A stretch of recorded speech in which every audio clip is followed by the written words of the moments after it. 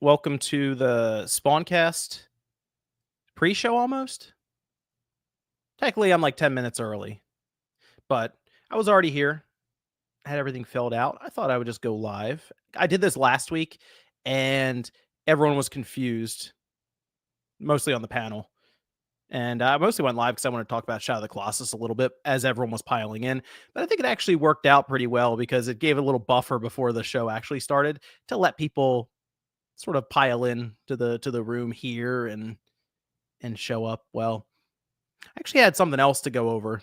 Little early podcast right now, just me. So let's see who's here right now, hanging out.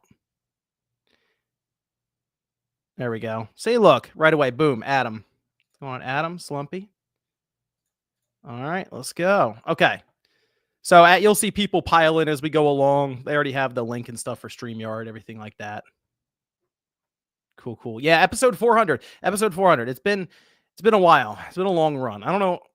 I mean, it's obviously been 400 shows, 400 weeks and stuff, but it's been this podcast been going on for a long time. Yep, we got Bloodborne.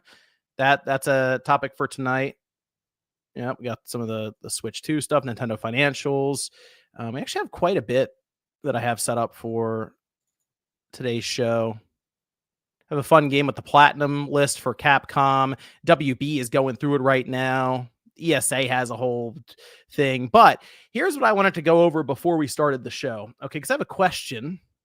Some of the people in the chat here as we get set up. Has Nintendo finally figured out, or at this point, just through way of releases and the audience growing, has Nintendo outgrown the view of it being a quote-unquote, I guess, a kiddie machine or a device, a company targeted for the younger audience? And I say that because there was a quote that came up, and this was from Strauss Zelnick, for Take-Two, sort of talking about their view of the Switch 2 currently versus how they viewed the Switch when it first came out, which if you look at the trajectory of Nintendo and their Switch, things definitely changed throughout the almost 8-year cycle of this device. And you can see that just in the release cadence and the titles that showed up and what was kind of expected coming off of the Wii U.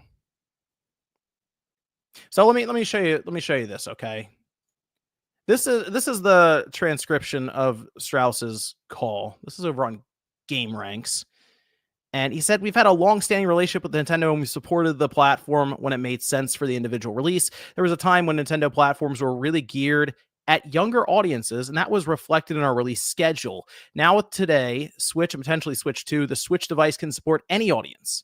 As you may have noticed, Civilization 7 is now available on Switch. While we have nothing specific to report, we actually would fully expect to support Switch." This is live.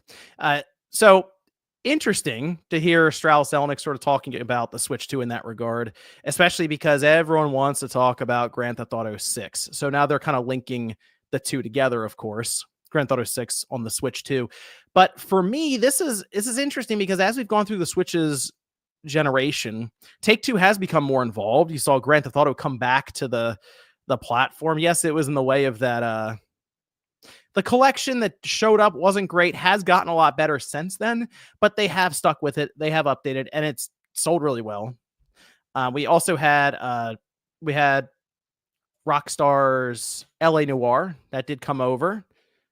So I kind of see Take-Two as being, yes, a big backer, but also trying things that would be more towards the mature audience with the Switch 2. And we've also seen Nintendo themselves showcase that things have shifted quite a bit with the age distribution. This was from the end of 2021, beginning of 2022.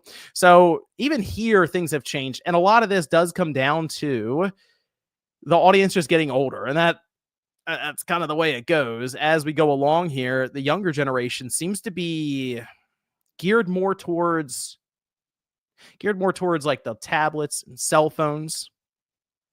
And it's hard to believe this at times, but you have some where the younger kids don't really even understand the dual analog setup because all they know are iPads and touchscreens.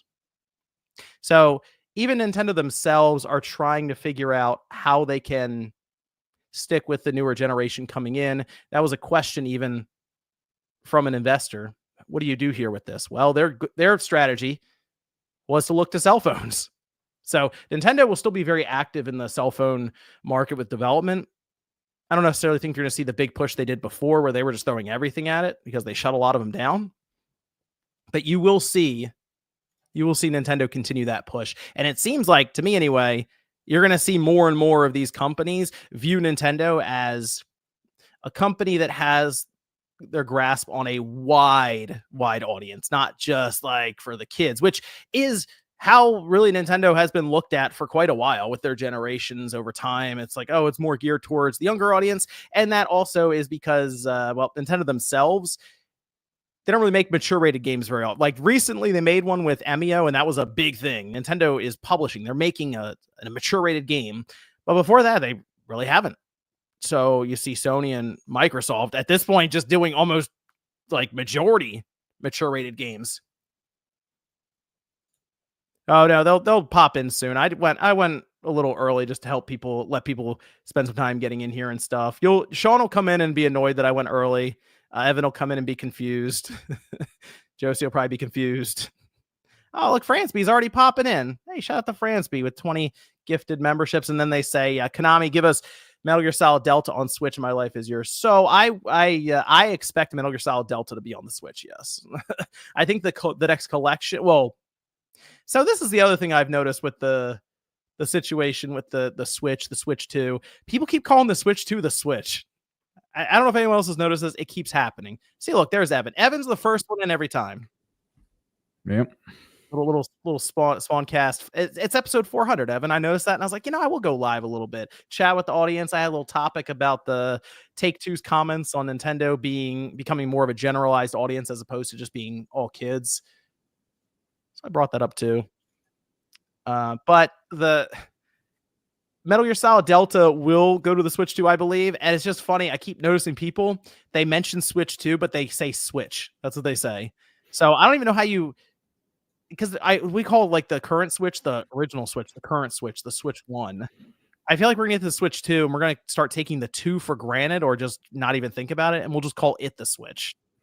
It's possible. I could easily see, at least for adults, I could see that. I mean, most parents still call whatever console they have the Nintendo. So that is true. That is true. It's that brand recognition. It's going big. Yeah. Oh, we are going to say the 2. Okay. I mean, I think some will. I think with the thing that works with PlayStation so well is they have it to where it's PS2, PS3. Nintendo, they don't really have. I mean, you're not going to call it the S2. Yeah, but they gained that because of it. So, I mean, we could get to the point where we were talking about S2 instead. Okay. Yeah, the NS2. the NSW2, the SW2, NS2, there it is. Oh my gosh, what is this? What is going on here? Took time from sleeving some cards to swing in and say hi. I was like, oh my God, is John doing this alone? I felt bad. Oh no, I just went live. I just early. got back. I thought we were going at 6. Yeah, I went live early. I was hanging out. I was hanging out with the people. I thought I'd give them a chance to pile in here, and then I was like, people can join whenever. I did this last weekend and confused everyone, and I thought it was fun, so I did it again here. It's like, there's no way he's doing this alone. Oh, there's Sean.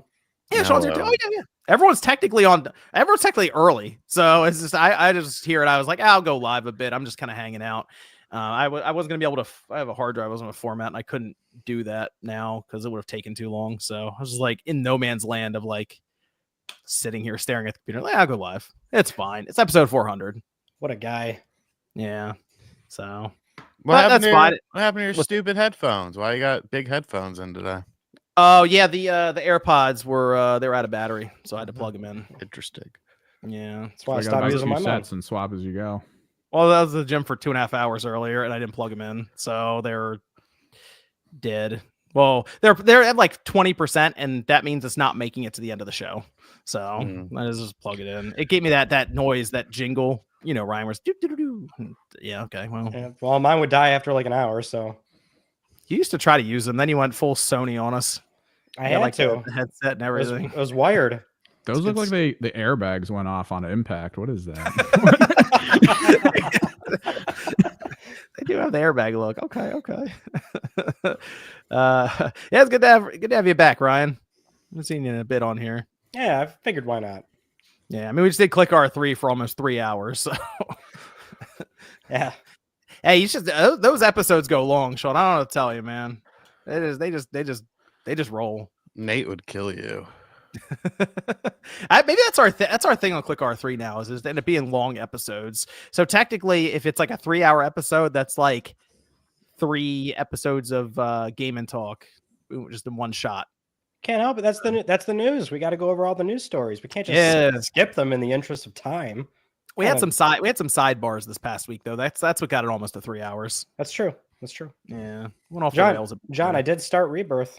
Started Rebirth. Oh, that's gonna be a bit. You're gonna be on that for a minute. How far did you get in? It was like 6 hours, and then all the sort of side quests started funneling in. I'm like, oh, now it's like over. Now it's open. And then once it opened, I'm like, all right, I'm done for the night. It's over. It's over. So Sean, you're talking about the padding in the main story. He's going for the platinum trophy on this. Oh Jesus! Yeah, right. I just did seven remakes platinum, and that took like 100 hours. So yeah, you're doubling it for this one. Wait till you get to the beach. Sean will throw his hands up in the air for you. Yeah, the beach is was kind of my breaking point. I played past it, but it was just that was where my enjoyability sunk quite a bit with the game. Looking forward to it. I didn't ask you, Sean. Are you gonna, when the third one comes out, are you gonna get that? Maybe, but you have to go back and finish Rebirth before you get that one. Yeah, I feel like kind of the issue, right? Nah, I'm just watch a fucking recap. Yeah, I guess that's true. Yeah, technically. I mean, if you've already played through 7, it is kind of lining up right now. So yeah, it's 7 with some weird time elements thrown in. So just catch the gist of it and then check that out. We get the airship in the third one though, so maybe that'll actually be good old Sid. Well, you think you get it? Who knows? Oh yeah, that's true. It could be all in our imagination. Let's see. Well, I guess we can start now then. Episode 4. And technically we're already 12 minutes in, 12 minutes 40 some odd seconds in. So feels like 12 hours. Yeah, I know. We'll be out a little before 8 o'clock then. But this is episode 400. It's been a while. It's been a long time actually. 2020 end of 2017, I think is when we started the podcast. Still here somehow. So let's start. I did want to go around. Ryan, you already told us you're playing Rebirth. It's true. Are you playing anything else, or is that like your main focus now? Because I was gonna playing. It's Rebirth, so I'll be stuck in that until probably the end of March. Yeah, that's about right. That's right, man. That's a lot of games are gonna come out in that time too, and you still be on Rebirth. Well, Split Fiction's coming out in March too, right? So we gotta play that. Oh yeah, we were talking about playing that. Yeah. We'll check that out. Yeah, we'll do that. So I gotta finish the game before then, which might not happen. Okay. So we'll see if we can. I gotta look at that. Was that the first week of March that comes out? I thought it was like early March, to be honest. I can't remember. Okay. You gotta get that on the calendar then. Start rolling through those side quests to get it done. You're not platinum that thing by then. I'm sorry. Probably not. No.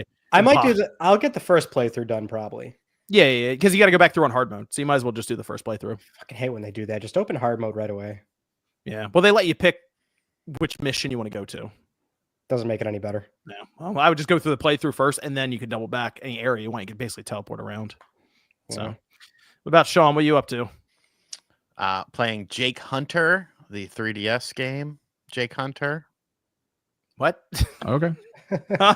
What? Definitely kind of out of nowhere, but all right. I liked the first one on the DS.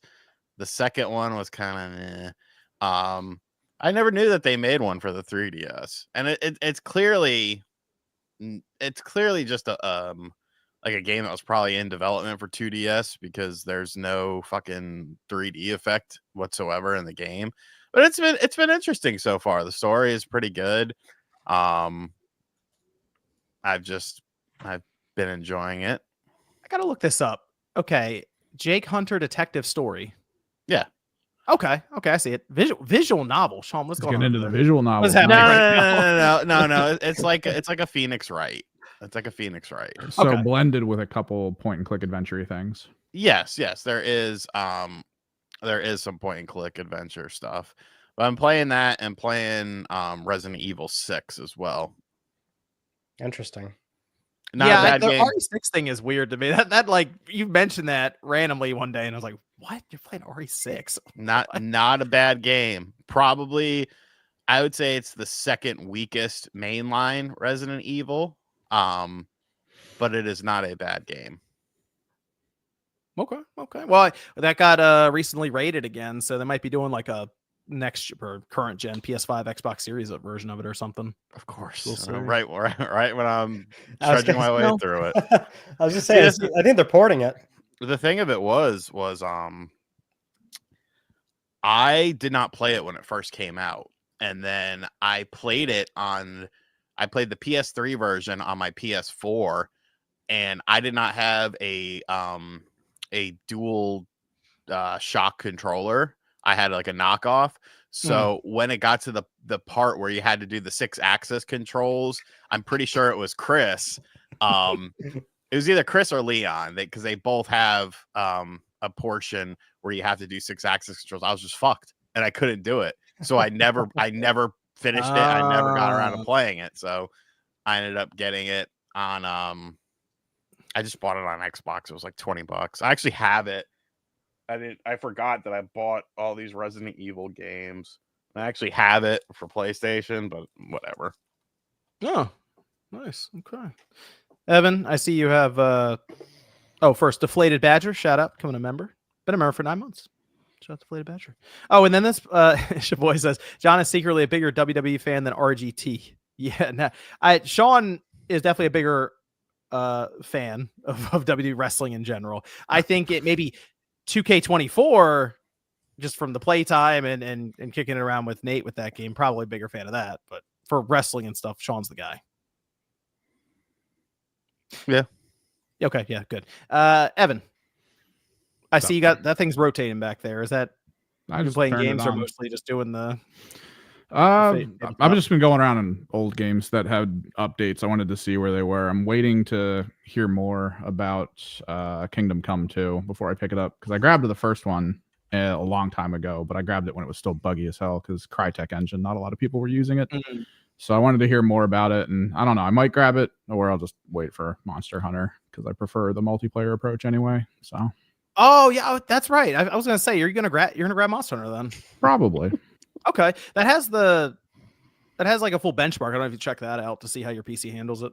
Not yet. It just comes down to what I think I might do in that game, because I've noticed a weird trend in a lot of multiplayer games where they say multiplayer on the box, but the reality is the best way to play it is by yourself, and it just feels weird. So because that's been PoE the whole time I've been playing that. So well, I would say that's dropping on PC day one. So yep, that's good. That's good to see for you for that. I have played more of Kingdom Come Deliverance 2 because the combat got better, because I found the dog.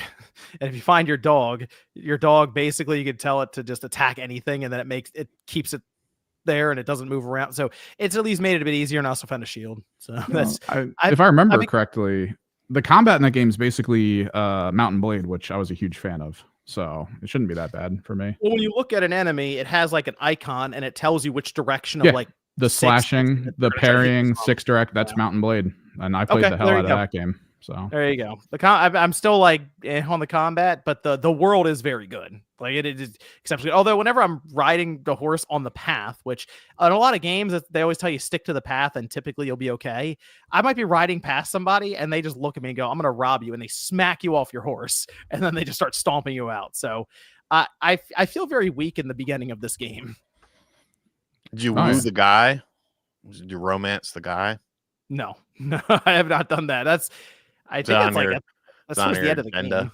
Is it on your list of criteria? At this point, I'm just trying to survive in this world right now, because I swear everyone wants to rob or kill you immediately when you're just walking the path, or if you're on a horse. I did steal the horse, but still. Yeah. The first game was brutal like that. I remember I actually went stealth with bow and arrow for the most part, because that's just set for me in settings like this. And they had hit me with a mission that was like, oh, it's stealth. I was like, yeah, but then everyone could just see me for some reason. Like, it was just so wildly imbalanced. I was like, all right. It does seem to have that like experience leveling system from like Oblivion, where the first one did experience points based on what you're doing in the world. Yep. You know, like agility and stuff from running or horseback, like just using riding on a horse, your level will go up for that. And so in that regard, that's cool. I actually like systems that kind of lean into how you play is how you level up. So that like I want to play the game. I do. I want to get into it, but it's not clicking as much. I think you would get a kick out of it though. If you like the first one, it's like that, but apparently way better. So that's good. And then I did start up, which Nate will know why, but Nate's not here, but I started up Bioshock again, the first one. Why? We randomly one night we were talking about it, and I was just like, let me go back and look at the achievements for when we played that, how long it took. And it said I beat the game in like a day and a half. Like it was like your first achievement, then the next achievement, the last one was like the next day. That's not a long game. Yeah, isn't it just mostly chapters and things you're supposed to get? Like 8 hours. Yeah, but this was when the game first came out, and I remember I got done at GameStop at that time, and I went home and I started playing it, and I think the next morning I finished it and then went back into work. And that game has just stuck with me forever, but I haven't played through it in so long. So I saw like the collection was on sale on PlayStation for like $10. Yeah, I'll pick it up there and go back through it. Still really good. One of the ghosts. Like just that opening is still it still hits hard. One of the ghosts. Yeah, the shooting's maybe a little clunky now compared for modern standards. That was from forever ago now. But it's still it's awesome. It has that atmosphere that's like impossible to match for it feels different the second time through with the would you kindly and all that. Oh yeah, because I'm going back through it again thinking that I'm like, oh okay, picking it out every time. Spoilers. Spoiler, John. Don't even care. What? I didn't say it. Yeah, but you elaborated on it. Yeah, he did. Well, what difficulty are you playing on? It's the phrase. Pussy difficulty. I started like not the hardest one, but the one right below that because it starts on normal and went up. Training wheels difficulty. Well, does the do you get all the trophies unlocked if you do the hard? Like, is there like a hard mode? I remember when it came to PS3, like a year later, they added a new setting called like Survivor or something. So it's like a step above that. You get like 2 bullets the whole game or something. It was something where if you're if you're scouring for like ammo's scarce and plasmids use a lot of the bar or whatever. I remember it being kind of a pain. It's pretty tough back then. Okay, I'll check the trophy list. I didn't know if there's any difficulty. And then there's the trial plasma rooms, or I can't remember what they are, but the DLC that came out too. I'm kind of in a holding pattern right now until Avowed, because I know Kingdom Come Deliverance 2 is like just 100-hour long game that's going to be over time. So kind of just hanging, waiting for that. And then I guess Yakuza Pirate in Hawaii. Let's see. Okay, I guess that's everything we've been playing. So I did bring up a little bit of a game here. You see Capcom updated their platinum list. And I noticed some of their games actually moved around a little bit. Oh, here we are. Mega Man. This has to do with Mega Man. Actually, hold on. Is Mega Man on here? It is. I have one Mega Man game on here. So here's what's going to happen. First off, the top 5, just for reference, games that Capcom recognizes as sales, because they'll take individual SKUs or releases through a generation. So they might have separated 360, PS3, even like Wii release, right, for a certain Resident Evil, and they place it here, and they have it all the way down to, I think, 140 games or something. So the top 5: Monster Hunter World, Monster Hunter Rise, Resident Evil 2 Remake, Monster Hunter World Iceborne, and then Resident Evil 7. Those are the 5 best-selling games in Capcom's history. So now I have made 1, 2, 3, 4, 5, 6. I picked out 7 matchups, okay? I will read the 2 games out, and you tell me which game has sold the best out of the 2. I went all the way through the list and picked some random ones all the way even at the bottom and matched them up. Okay. Start with this one because Sean just mentioned it. Resident Evil 6 on PS3 and 360 when it came out around that time versus Resident Evil 3 Remake, the newest one. Which one do you think sold the best? RE6. What do you think, Ryan? I'd actually be inclined to agree with Sean on this. Okay. Yeah. What about Evan? Yeah, I'm gonna go 6. Remake had all that negative context to it. People just didn't like it as much as the 2 remake. Resident Evil 3 remake actually outsold it. Well, you go to fucking hell then. By a lot. Yeah, $9.6 million versus $9.5 million. Actually, just passed it in this recent update. See? Oh, so it was close. Yeah, but remember, this is Resident Evil 6 on PS3 and 360, and that's so units. That's units that doesn't involve sales, does it? Right, it's just units. So like, there's a PS4 release that Sean has back there that's not counted in this number. So technically, if you do cumulative of the franchise, you could say RE6 over RE3 remake. So we're right. Yeah. Not according to their platinum list. Here's a hot take. RE3 is my. It's either RE. Well, probably 0 is the worst mainline, but if in a world where 0 doesn't exist, RE3 I think is the worst. It's RE the remake or the story in general. Just the game in general. Like I don't think it's bad per se, but it's too short. There's it seemed like it just seemed like a tech demo with the advancement of the Mr. X concept with Nemesis. That's what I got out of it. Exactly. It's not bad. Don't get me wrong, but I think it's the weakest one.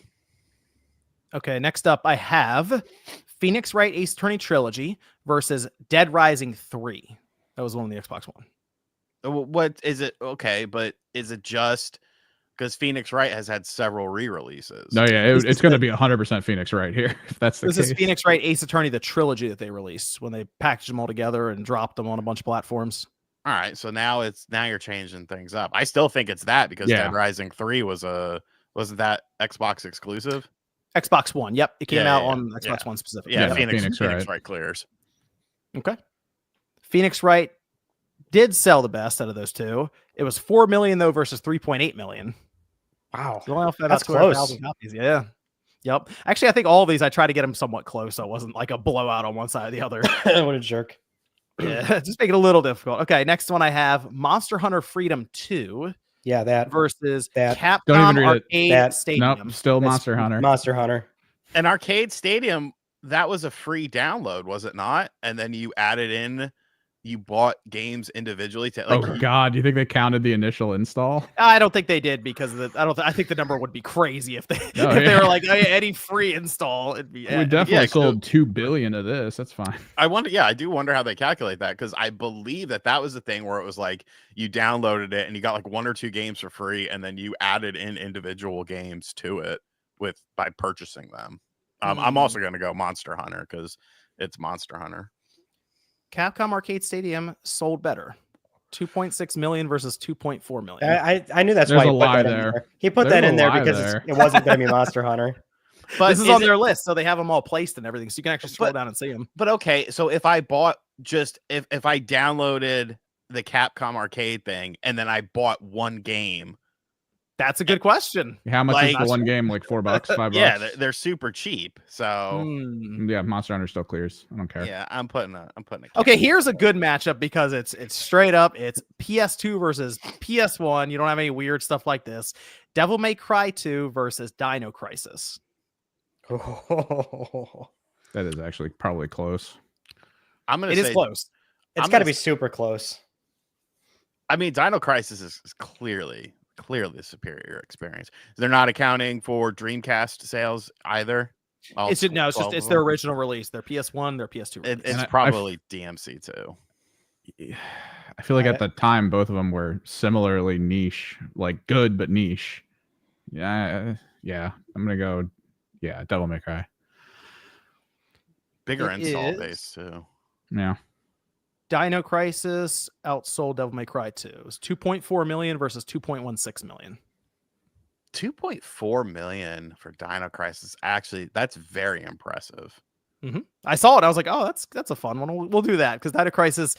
I mean, so high. Thank God it did so well. We got Exoprimal from it. Yeah, really. To be fair, they put out that survey and asked people what they wanted to see come back. Everyone, a large majority voted Dino Crisis. I feel like that's the cheapest way to get advertisement for your company is to just put out a survey you mean to do nothing with. Pretty much.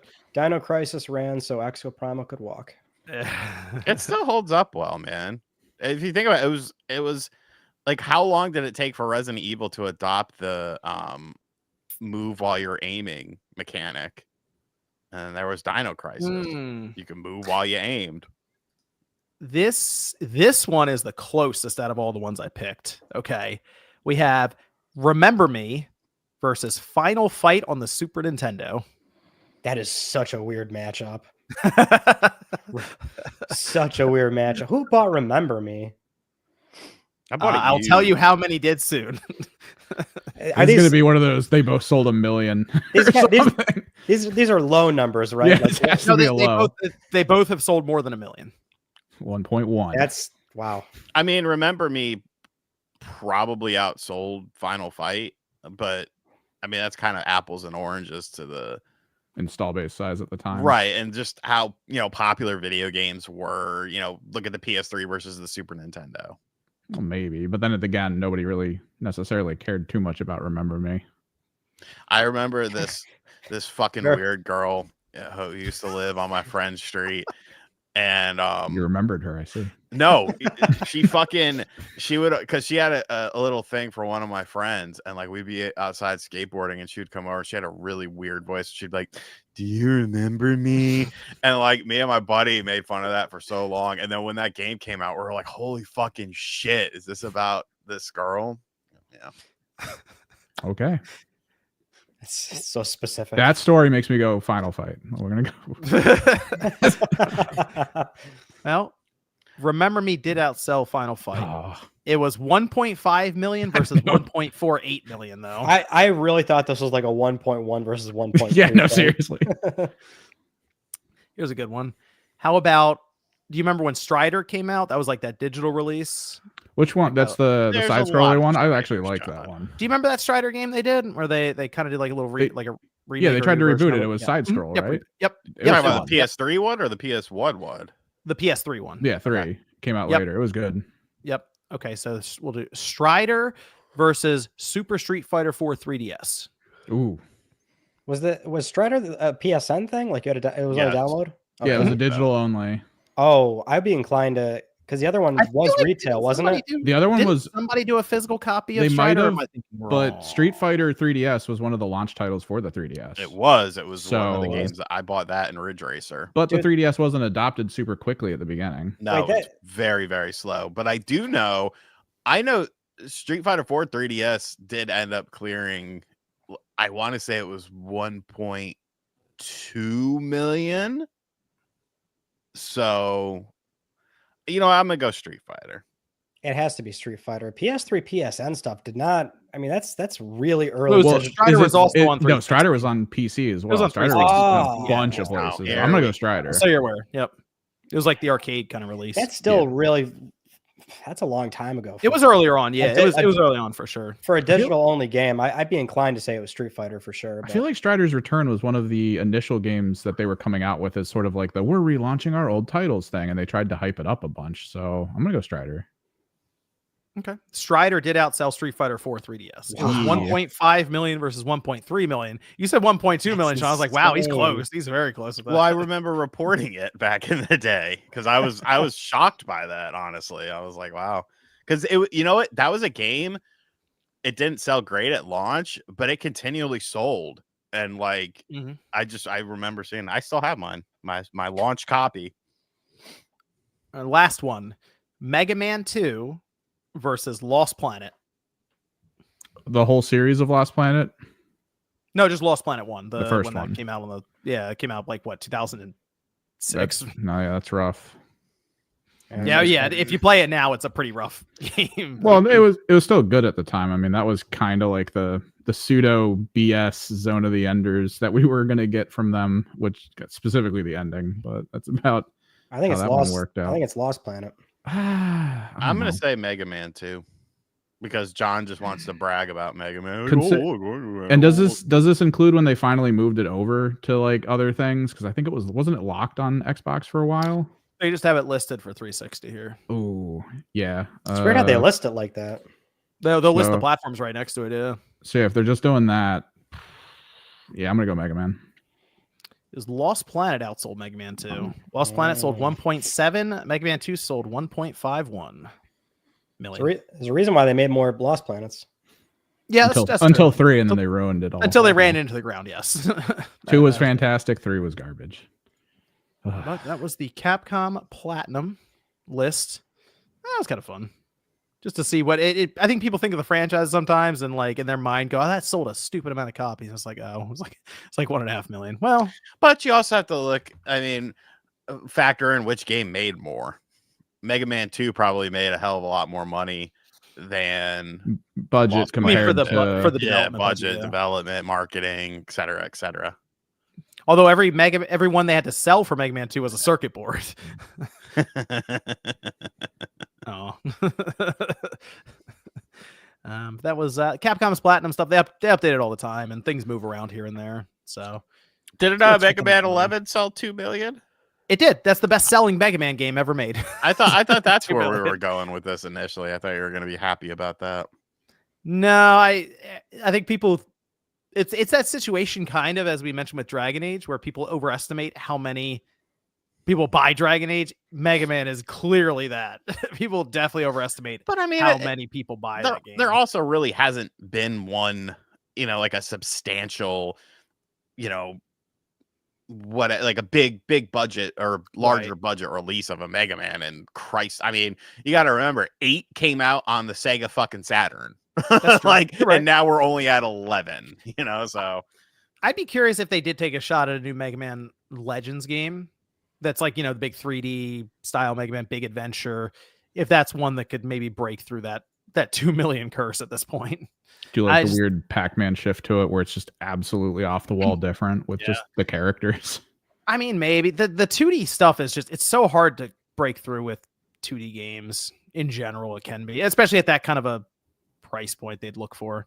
But I feel like if they budget it right, I mean, 2 million being the most or whatever, if you can budget it for 1 million sales, absolutely, everything you get past that is just like gravy. I don't need Mega Man to be anything too crazy. If they really just have it set up as, the standard 2D fun running on platforming style where you get the powers and their hidden secrets stuff, that's fine. That's good enough for me. Doesn't have to be some 20-hour epic adventure that cost them $200 million to make. Don't really need that.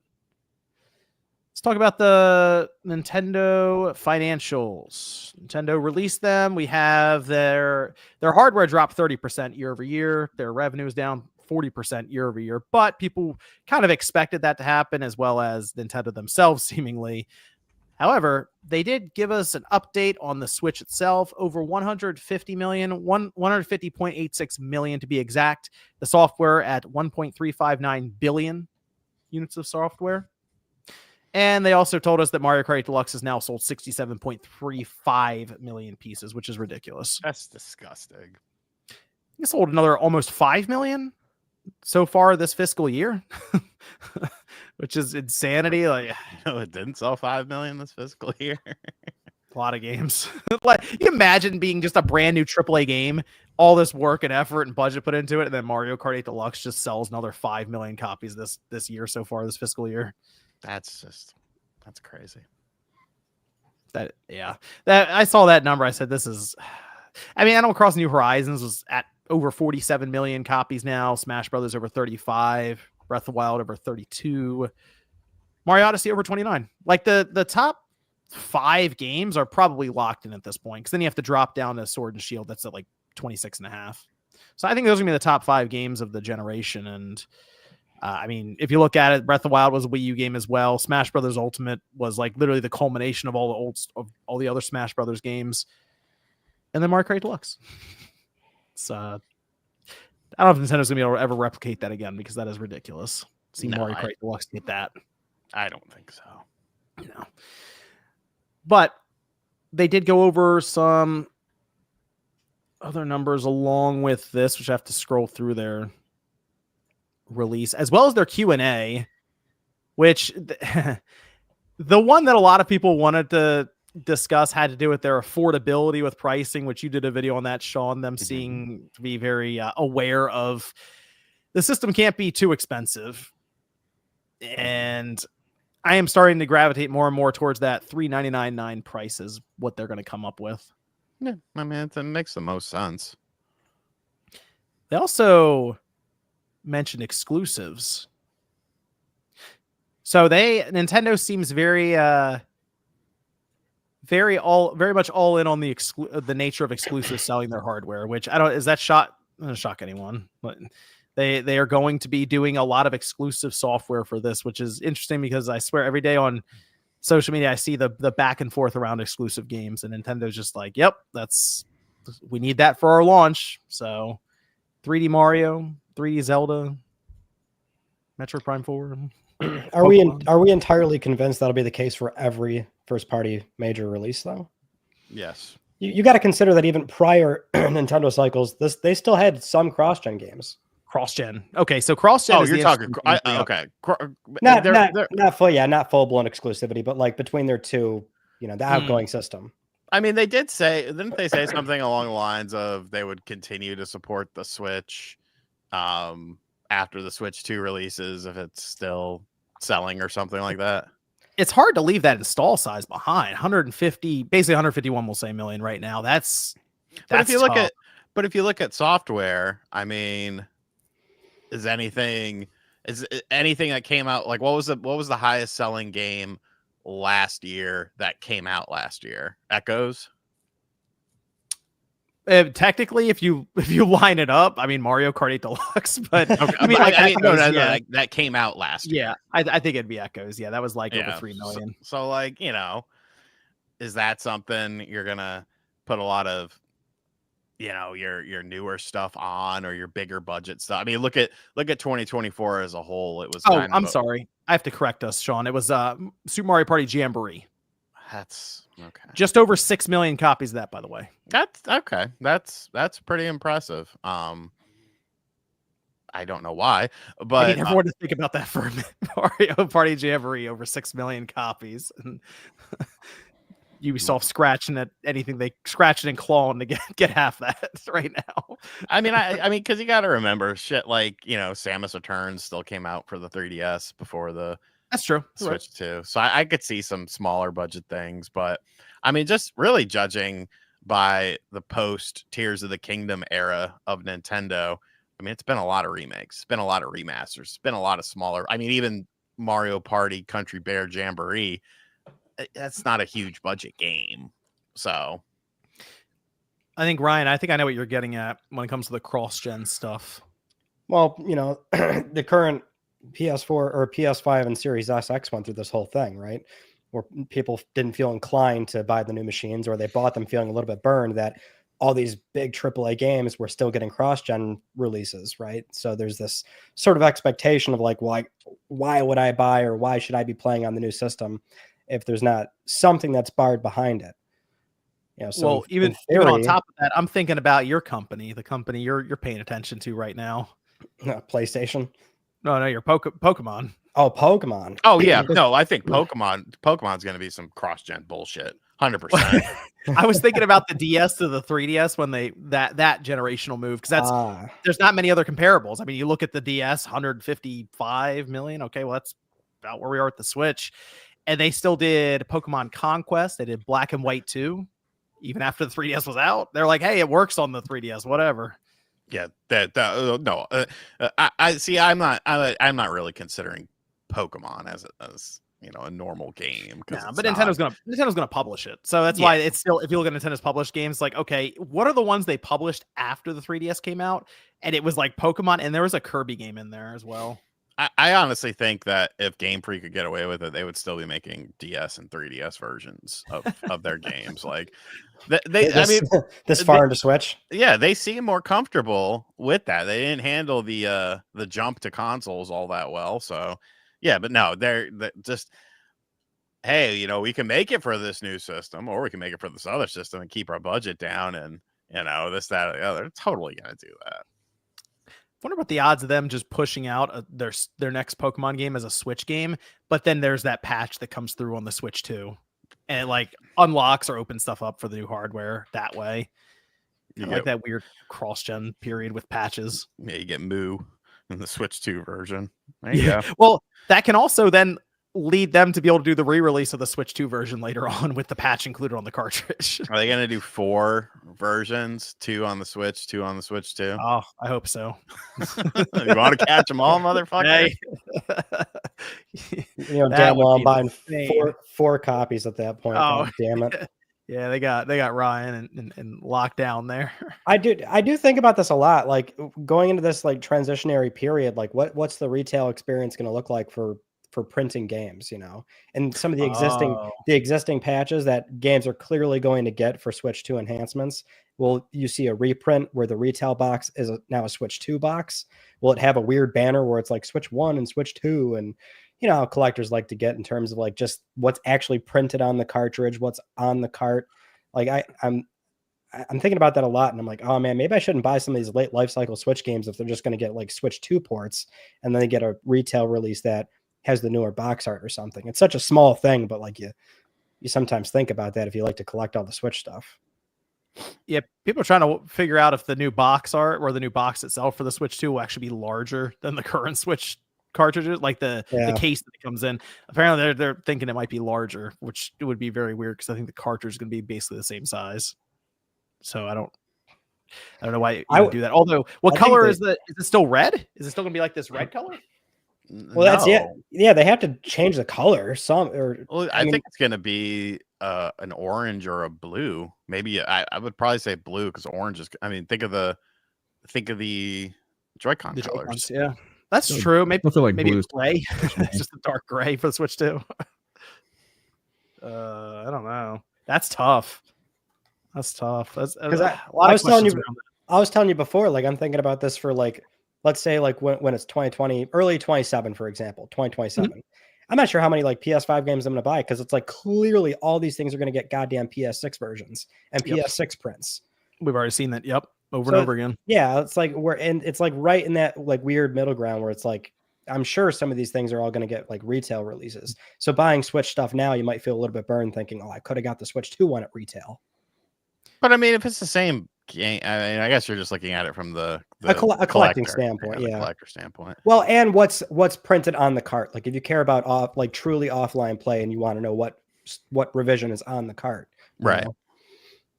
Let me give a shout out to Medallion who gifted 10 memberships. If you got a membership, drop in the chat. Say thank you, Fransby. Said happy 400th Spawncast. Shout out to Fransby, or shout out to Medallion. Sorry, yeah, Jesus. Give Fransby and Medallion. Yeah, I know, right? Well, they both are dropping, both gifting them. So shout outs to both of them if you got a membership from either. But definitely shout out to Medallion there with 10 memberships. Been around for a while. Whenever we do I do my like the Newswave stuff, the members get it first, and Medallion's there. Comment right away. First, pretty active in the Discord too. Yeah, shout out to Medallion.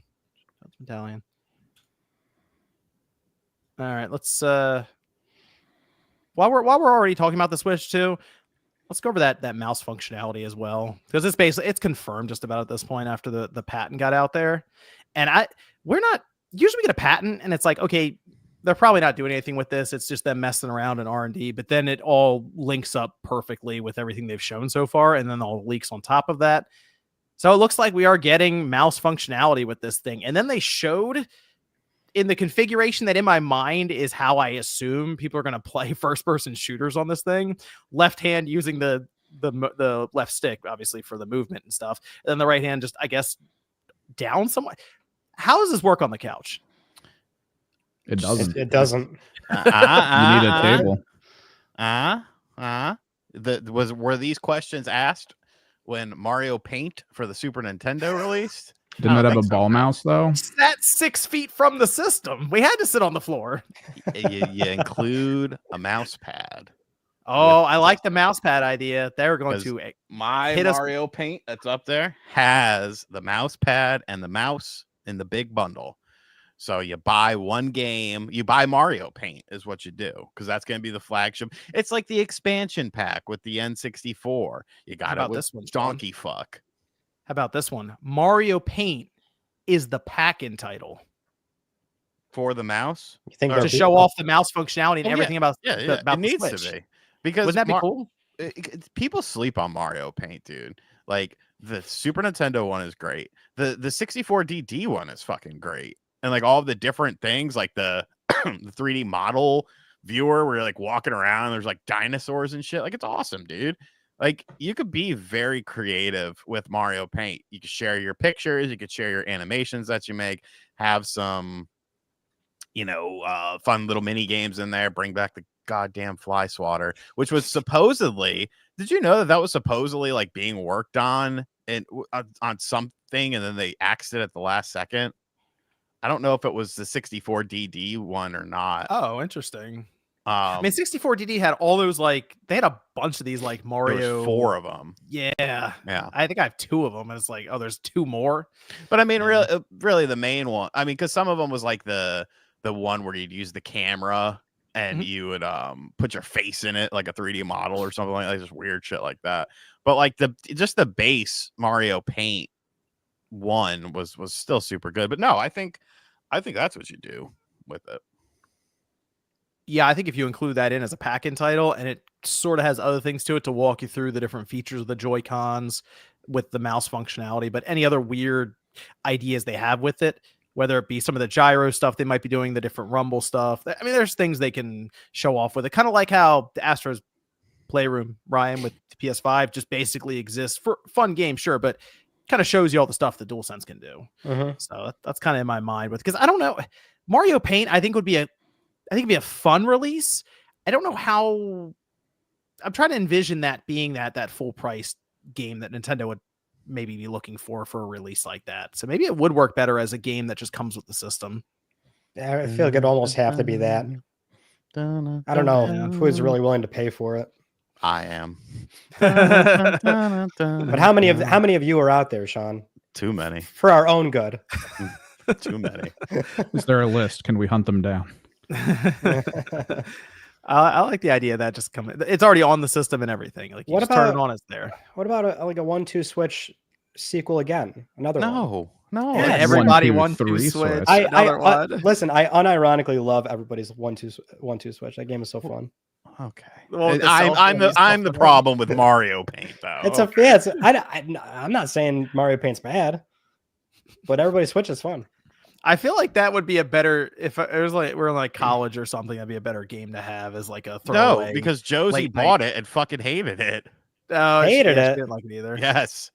Okay, but how'd she play it? By herself, or was it with a friend setting? It was a friend setting. We actually streamed she it. Herself. Actual losers. If you can't have fun with that game, actual losers.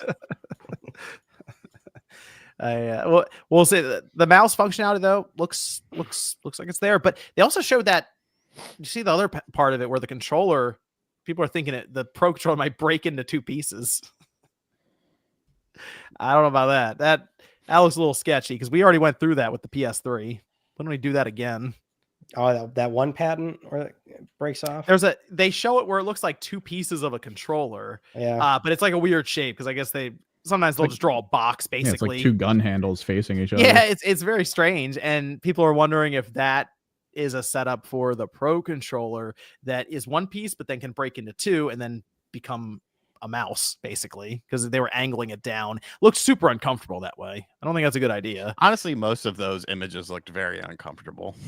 They did the dual mouse. What was that about? What game's using 2 mice? In my mind, that was to show that it works with your left and right hand. Yeah, if you're gonna be left-handed. Yeah, what your dominant hand is. Because if I hold this and try to use it like this, it doesn't feel natural. Like it actually hurts my thumb. But if I hold it right-handed, which I'm a right-handed person, flat, like this feels fine. Like I could use this. This is good. Yeah. We'll see. I'm curious the weird ideas they're gonna have for that. I'm gonna ask this of Sean because I feel like we discussed this Click R3, Ryan, about the Bloodborne thing with Sony. I want to see if it's just people really starting to buy into the conspiracy now online. I'm seeing this. Well, you did see more recently, like they did take down the PS1 demake before it was the 60 FPS patch. Also, the same creator, Lilith Walther, had to take down. Well, she didn't have to take down the karting game. She just had to rename it. She could still release the karting game. Now the actual full-blown PS1 game's down too. Sure. Yep. The demake one. Yep. So, Sean, they have pulled or they've issued DMCA for the 60 FPS patch because the name Bloodborne, and then as Ryan mentioned, the demake of Bloodborne. That was like PS1 style and everything, also being pulled down. So here's what you do. You download Shad PS4 and you can play Bloodborne right now at 60 frames per second. You don't even need a super strong rig. I think it runs at I think you could run it with lowered visual settings at 60 frames at like 16 gigs of RAM. And everyone pretty much has that if you're on a desktop. Do you think they're doing something with Bloodborne? They just all of a sudden they wake up one day and they're like, "No, these gotta come down." I mean, it could be, or it could be just protecting IP and stuff like that. Yeah, I don't know. It's too hard to say. There's so much hope in the Bloodborne community. I mean, it would make sense for a Bloodborne Enhanced to come out this year or something like that, while they're still, I'm sure some of those live service games that haven't come to fruition were probably scheduled for this year. It's good, filler. It's something that fans want. It does seem like the easy path, right? To just do a Bloodborne, even if it's an enhancement patch. Like that's where we are. The bar is low. That's all we need. Yeah, I mean, I'm just, I would feel that people would have been burnt by that so much that they would kind of just, if it happens, great. It's one of those things where it's, if you get to that bridge, awesome, and you can celebrate it, but don't even bother. Out of sight, out of mind. Man, people are never going to let this Bloodborne thing go, and I would be shocked if Sony didn't actually take advantage of it in some capacity, where they show up and it's just $70 and there's like, what are you gonna do? I'm pretty sure there's somewhere in that office in San Mateo, and it's just a big glass box, and it says "break in case of emergency." And it's Bloodborne. Yeah, maybe somebody fell on it or something recently, and they're like, "Ah, shit. Well, now we got to start." Maybe I think Alana fell on it. Something. I mean, let's get it out there though. Maybe that's just the PS6 launch title. Demon Souls for the PS5, PS6 is Bloodborne. You want it? Upgrade. They're calling their shot. They could get away with it. That's the one. Yeah, that's the one. They definitely could get away with that. It should be crazy.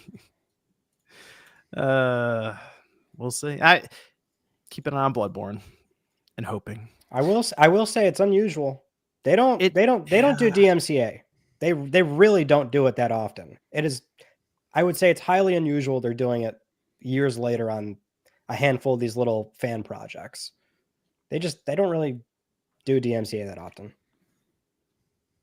Go over to some of the mailbag questions here. This is over on patreon.com. If you'd like to support any of the shows you're seeing here with the Spawncast, Game and Talk, Direct Xbox, Click R3, which Click R3 just had a near 3-hour episode go out yesterday. So you can check that out too. You can check us out. Spawncast Network. Also put up the mailbag thread every week so people can drop some questions in there. Jeffrey Witt asks, do you see the possibility of Nintendo selling a second screen accessory for the Switch 2? I hope not. People really want the second screen. Like I see that come up all the time. I hope they do and no game uses it. It's just a screen you purchase and nothing happens on it.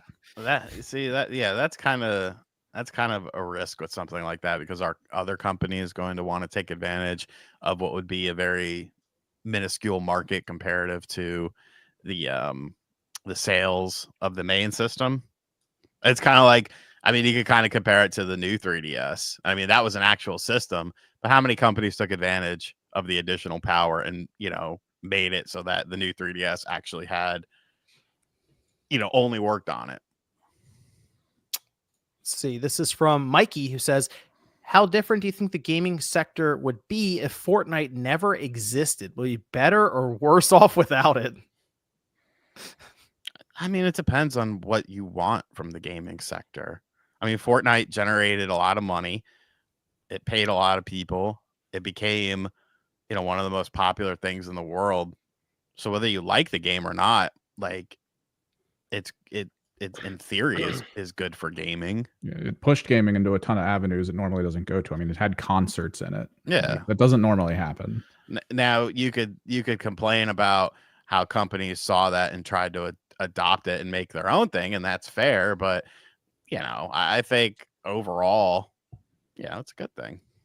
Do you think Fortnite absorbs too much time on the market from people? Like, do you think that keeps some people from checking out other games? Well, follow-up question to that. Do you think if it wasn't there, people would actually look at other games? Thank you. Exactly. Like, who cares? Like, if there was a game that they really wanted to play outside of Fortnite, they'd probably go for it. They would play Minecraft. They would play Warzone. They'd play like something would take its place. Let's see. We have Farang. Shout out to Farang. Says, what do you think Overwatch will announce during its February 12th developer update? How much do you think Marvel Rivals has affected Overwatch players? Server shutdowns. Oh, man. I didn't look too good. Get it out of here. So Marvel. I see people talking about Marvel Rivals all the time. I never see people talking about Overwatch. No.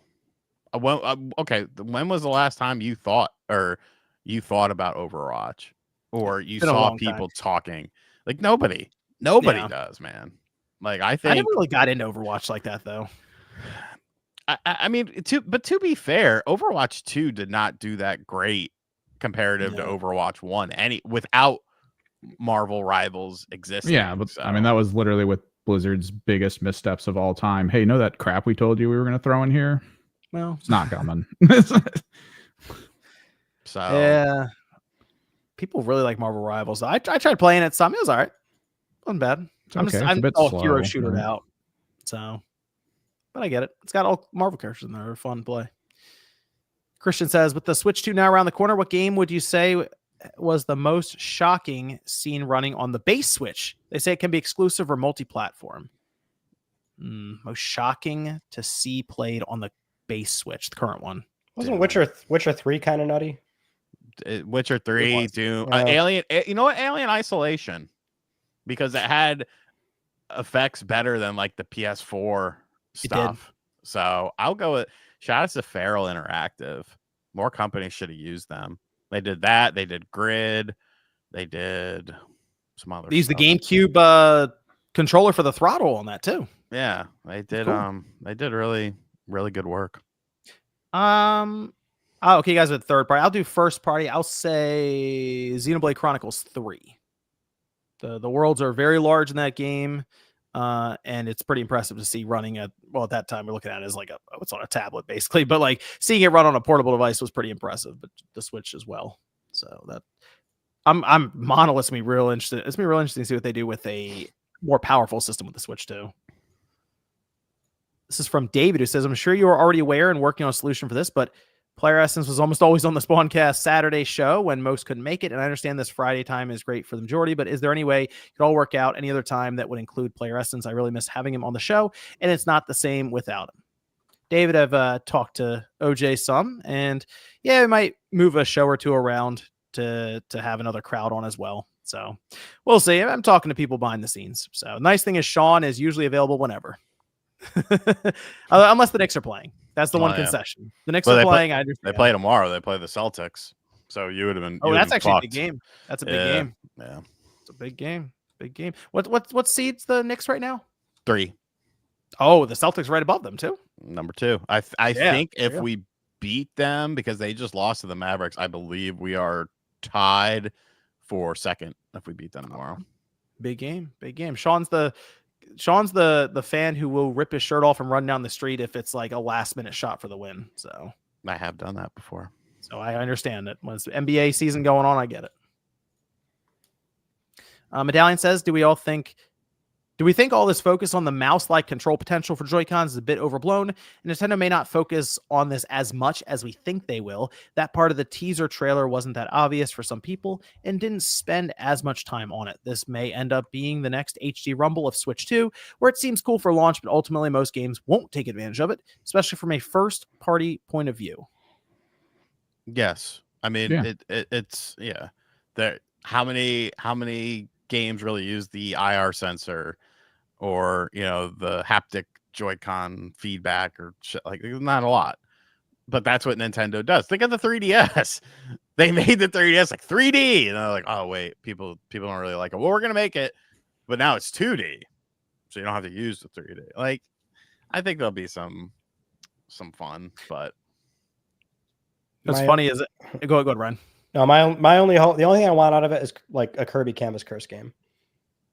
That's the only thing I want out of it. I love that game on the DS. Yeah, then we can let this like input method die. I would honestly be fine with it. I just want a Canvas game. So do a Canvas Curse 2, do Mario Paint 2, call it a day. I think the thing that kills it is they're going to do a Mario Party that involves it, and no one's going to like it. Oh, that's a fair point. Like a mini game or something. Yeah, they're gonna be like, "Hey, make sure to use the mouse." And everyone's gonna hate that shit. Oh, WarioWare would be cool with it. Oh yeah, yeah, WarioWare. Oh, definitely do that. Yeah. Oh, there's use cases. First party's gonna do some wacky stuff with it, but third party, I can't see it go anywhere. Unless they have we're talking RTS games. I think RTS games. Yeah. Oh yeah, that's a good. Sean can't wait to play Command and Conquer on the go. Oh, dude, you know what? Brett actually came up with a good idea during Analog Allies last night. Cheap plug. Animal Crossing with mouse support for customizing like shirts and stuff. Customizing, even just moving your characters around and stuff like that. Point and click, drag. You just pick them up like your neighbors and just throw them. Yeah. Well, I mean, any of those games like Splatoon had the make the cards, the little card things you could post up, just little stuff here and there. It's funny, ever since the mouse input stuff came up, no one ever talks about that C button anymore. This is like completely on the back burner now. That's true. What is it? Maybe Nintendo can surprise some people then with it. We'll see. That's the thing I'm most curious about is their like software community online stuff. What do they come up with this time? Game Bro says Wario Land 4 coming to NSO was an awesome announcement. Do you think we'll get to eventually see gimmick GBA games like WarioWare Twisted or Drill Dozer get added? It'll be cool to see Nintendo bring those back utilizing the gyro and HD Rumble for those games. I think it's only a matter of time.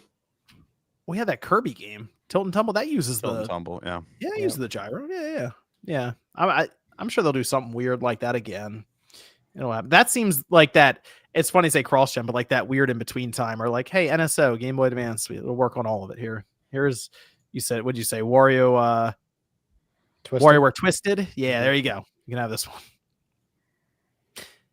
Vegeta says, maybe C button. Oh, this C button is for cursor. You press the C, and then it's a on-screen cursor that you control with the mouse. That would feel that actually kind of feel a little bit like a letdown. If you think about it, it makes sense. It does kind of make sense. Although being able to navigate the OS with a cursor might actually be a lot easier at times. But yeah, that'd be kind of sad actually if that's what all that button was for. Shout outs to Zach Zran in the chat. Hey. Vegeta says with exclusivity slowly going away, curious because from a company standpoint, you can understand the thoughts behind putting your games on everything to maximize sales. For the consumer, why do people get upset seeing their games on other platforms? For example, it seems weird to me that a Nintendo fan would get mad to see someone on PC playing the new Mario Kart. Or am I wrong here? Just to me, that's a pretty dumb thing to be upset about. Have a nice weekend. I don't think it's necessarily... I mean, some people are, especially Nintendo people. But I don't think it's necessarily upset, but it kind of diminishes why you bought the system. You buy an system. You mostly buy a system to play first party games or exclusive games on that system. And if everything is on everything, that kind of takes away some of the luster. It's like, well, why did I buy this? That's what people are saying with Xbox right now. Well, why did I buy this if everything was just coming over to PlayStation? I could have just bought a PlayStation, had their exclusive games, had their third-party exclusive games, and then gotten these Xbox games as well. Yeah, I see people talk about the multi-platform. Like all the games should just be multi-platform. Put the game on everything. There is a scope to that as what we talk about, like scope in terms of like development. When we say put it on everything, because the idea is that everyone can play the game, which in theory isn't a bad idea. But I wonder if we're talking about the consoles and then PC. And does it end there? Or do we have to get it on Luna? Do we have to get it on GeForce Now? Do we have to figure out how to get it on the Play Store for mobile phones? We have to get on iPhone and figure out the TOS there. But I thought we were going fully multi-platform. Viable platforms that have an install base that can make money, I think, is the crucial modifier here to I consider. saw the iPhone was playing Death Stranding. Dude, they probably sold like ass on iPhone. They did 5 copies. Didn't Resident Evil 4 like completely fucking bomb? It was bad. There would have been no point to bring that over unless I think Apple paid them so much money to do it. But I mean, there is a charm with making a game specifically for a system that utilizes system features or exactly strengths of a system and hiding weaknesses of it that would be completely gone in that sort of mentality. I think it was more fun back in the day when all the systems were weird and different and weren't like AMD is basically cleaning up right now on the mobile side with these mobile PCs and then with the consoles where they're all just partnering with AMD to make not the same chip, but a roundabout in terms of it. Like I know the cell processor, we talked about this, Ryan, was a pain, but when that thing hit and the first party team took advantage of it, it's pretty impressive. So also I missed the old conversation of can this game run on that platform? Can Sonic run on the Super Nintendo? No, it can't. It can't do that. And then it wasn't until like 20 years later that we found out it could. But then, like Batman Returns got ported to the Sega Genesis. Fucking GTA 3 on the Dreamcast. See? It's always interesting just to see these like different combinations pop up when now it's like, well, yeah, obviously Spider-Man 2 could run on the Xbox Series X, but they're just not gonna put it there. So it was cool, like when Ratchet and Clank Rift Apart was like a thing early on, and you had those rift sequences and everyone's like, oh, that's the super fast loading. Then when it comes to PC, there was a whole debate about that, and then but sure enough, like those rift sequences do hitch a little bit on like a hard disk drive. It's like, oh well, that actually did lean into PS5 hardware. Like they specifically sort of leaned into the bespoke nature of that console. So you do get experiences like that. Sean's right. Yeah. And this is from Joe McKenna. Says, if the mouse cursor on the Switch 2 isn't a Mario glove, what has this all been for? On that note, the pack-in software for the console should be Nat Attack from Mario Paint. Yeah, that's the Fly Swatter game. Oh, there you go. Okay. It'd actually be fun if Nintendo, like with their OS, now that you're mentioning that, got a bit more quirky. And maybe they hid that somewhere in there. Like it's one of those things you just kind of come across, a little Easter egg that you unlock if you do certain things in the OS. I don't know.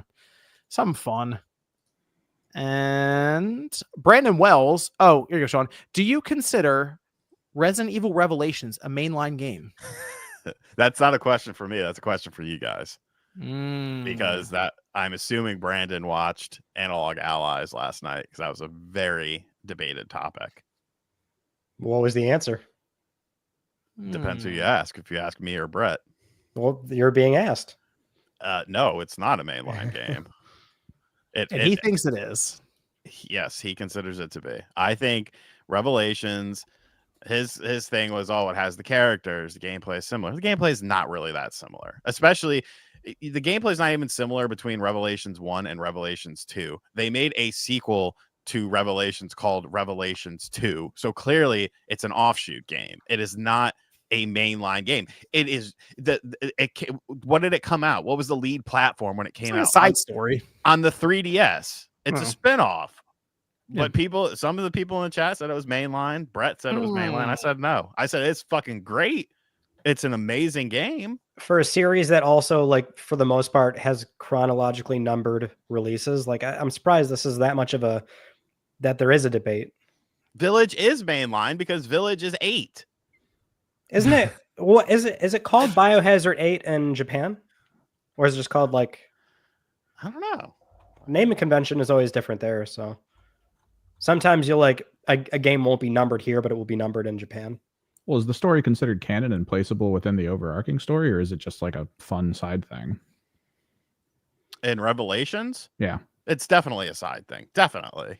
Like it doesn't actually pertain to anything. It's just like whatever. It kind of does. Like if there's a reveal in that game that shows how something works that looks at all the other games, you're like, oh, that's why that happened. Then I mean, technically it's mainline. It's just a different way of approaching it. Oh, Village is 7. I'm fucking stupid. I don't think it's a mainline game. All right. Well, you said isn't Village is 8? 7. People are saying 7.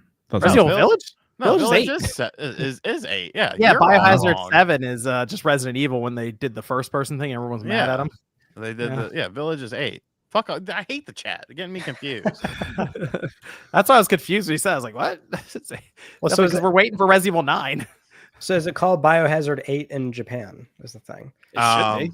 I mean, obviously, it's like the sort of like the PR statement, like written on paper in the West. It's RE Village, but they do that coy thing where they highlight the Roman numerals to clearly imply the number. It's called Biohazard Village, but it is the Roman numerals with the I and the L's being.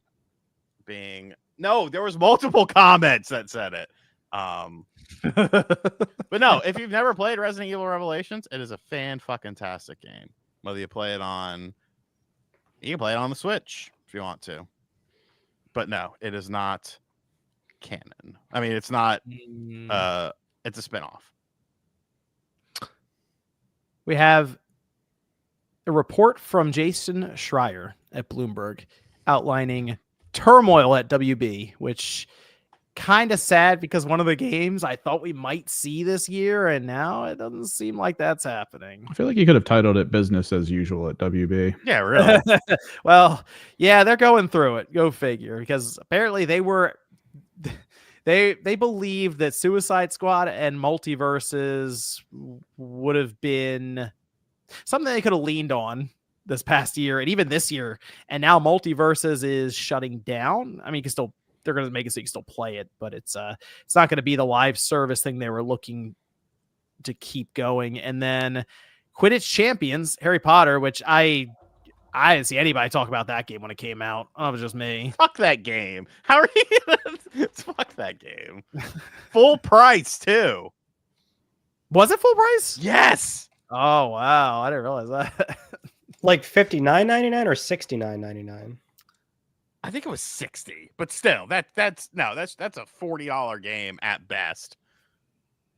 Well, at this point, because they don't have Suicide Squad, basically they ended it early, and the final cutscene they did was kind of like, oh, let's throw something together real quick. Multiverse is also gone now.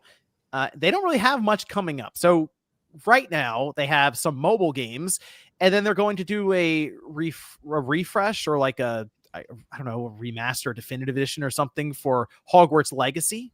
That being for, I guess Xbox Series and PS5, and a Lego title. So take a guess of the Lego title. Who knows what they're going to have that with. But it gets worse because Wonder Woman, we saw that years ago. Was that 2 years ago now? Oh wait, my God, I'm a fucking moron. It was $30. Anyway, Why did I think it was more than that? We saw Wonder Woman at the Game Awards a couple of years ago, and it's like, okay, it's been kind of missing for a bit. I was thinking we're getting to the point where they're going to show it again. This is Monolith who is working on it, Monolith Soft, and looking at this, go, okay, maybe it's set up here. Not the case. According to people familiar with the project, early last year it was rebooted. It switched directors. The game's already cost more than $100 million, and the people asked not to be identified discussing the non-public information. This game is still years away from release, and at the end they say if it ever makes its way to market. You know what? That's a sign that probably time to move on to greener pastures. That was going to be our next iteration of the Nemesis system in that game. And the Nemesis system can't seem to exist outside of WB because they did like the patent on it or whatever. So it's going to be a Wonder Woman. And now it seems like a game that they showed us years ago is still years and years off. And it's already cost them $100 million. That is a shame. Dude, I forgot about Wonder Woman. If I'm being frank, completely forgot about that. Well, isn't there a report that they're doing Potter 2? Sorry, it's Monolith Productions. That gets mixed up a lot. Monolith Soft, Monolith Productions. But they're working on Wonder Woman. Go ahead, Sean. Sorry. Wasn't there a report that they're doing Potter 2? I mean, considering the success, there's no way they're not doing it. Avalanche is currently working on a sequel to Hogwarts Legacy. Rocksteady's doing a Batman. Rocksteady just basically, it sounds like this was recent, but they are working on a new single player Batman game. Still, by the way, years and years off. Like it sounds like something that came about somewhat recently. Imagine like having to be told that you need to make a new single player Batman game. Like imagine that behooves me. Everyone should be fired from there. just clear them all out, start up fresh. Because if you need to be told to do a single player Batman game, there's something wrong with you. There's something deeply wrong with you as a company. Yeah, but what about Andrew Wilson's comments from EA? I mean, clearly this is why Dragon Age didn't resonate with audiences. Yes, it wasn't because of the shitty ass writing and the unlikable characters. No, it was because it was not live service. That's I mean, that's a topic. That's a whole nother topic in and of itself, of these Herman Holst-esque people. You know, I got to take a shot at Herman, that are just so out of touch, and they're just idiots. Like, I don't know. It screams incompetence to me. It would behoove you. I had to use a big word for that. The calendar for those words. I was pretty impressed. I was like, oh shit, this dude's dropping bars out here. I know a few big words. But I know language. But like it just seems so easy to figure out. You know, you could still have your projects that you get a little silly on, you get a little crazy on, but it just seems so easy to be like, and obviously, you know, to be fair, you don't want to run it into the ground or something like that. But you haven't done a single player Batman game since The Dark Knight. Technology has gotten a lot better since you released The Dark Knight. You could do a lot more with the game. You can use like do people want like Batman to switch up things and like be a completely different thing, or do they want a bigger Gotham City with different bosses and a story? I mean, I don't know. It's just weird to me. I think the distinction to make, though, is that a lot of studios probably want to, and they want to do that stuff, and they would like to, but they still have to pitch that. And it's the suits that, well, they don't want to greenlight that. But why you don't want to greenlight that, but you're like, oh, Suicide Squad, hell yeah, that makes my dick hard. Like, I don't understand. I think that's my problem, is the things that get approved versus the things that maybe aren't getting approved. And it's would it have been better if they came forward with Batman live service instead? Would that have just been, because I mean, they obviously want it for money, but would that have been better for everyone? See, I like that question, because that's what I think all the time about certain IPs coming back, and I'm like, I'm not sure you want that back in this modern environment. Well, I feel like Suicide Squad was the push Hollywood side, because the movies, all the different animated stuff coming out, even all the new series that have just been dropping recently. Right. They wanted it to be part of that whole thing, but that was not a good choice. Yeah. It is really funny you guys mentioned all of that, because that then plays into some of the other stuff that's in this. I mean, if you go through this report, it is absolutely ridiculous, some of the stuff that happened here. So like WB Games Montreal, who, they made the game Sean really liked. That was Batman Arkham Origins. And they've also run support on a lot of other projects as well within Warner Bros. And they had an idea. They said, hey, how about we work on a Constantine game? Oh, yeah. That's... People are very aware of that character. What is this? 2005 when the fucking movie with Keanu came out? Keanu's supposed to be coming back for it. Well, before that, they had worked on the live service Batman game, right? That was the idea, and that was going to be Gotham Knights, but then they kind of dropped it, and it came out, and it was still sort of this like weird hybrid where you could tell it was supposed to have a lot of microtransactions and randomness in there, and it didn't quite, and no one, I mean, people bought it. It's not like it didn't sell it. It didn't sell nothing, but wasn't great. And then they go on, they want to make Constantine, and it seems like they were unsure, like the people who would be greenlighting it. Like, yeah, I don't know. So eventually they show up and they say, how about we do a more recognizable character, right? Which is what you're mentioning. Constantine, who really knows Constantine? Okay. Joker or Flash? All right. So they decide we'll make a game based on the Flash. So The problem is The movie. the movie came out in 2023, right? They released The Flash, which did it terrible at the box office. So then the game was scrapped after like a year or so of them working on it. Hey, Keaton did well in it. So now do you know what they're doing? They're Superman? helping out with Wonder Woman to try to get that game, I guess, in some kind of decent shape. And they're working on a pitch for a new game based on Game of Thrones. Is Game of Thrones still popping like that? I don't know. I'm not sure. I mean, not like I think they're doing the prequel stuff right now, right? Like they're doing the before time story. And I want people to realize all the stuff that WB has at their disposal. If you look at just multiverses, look at all the characters that were in there. I mean, you can make games on any of these properties technically, especially with the whole DC universe at your disposal. And the struggles like this are crazy. New Injustice?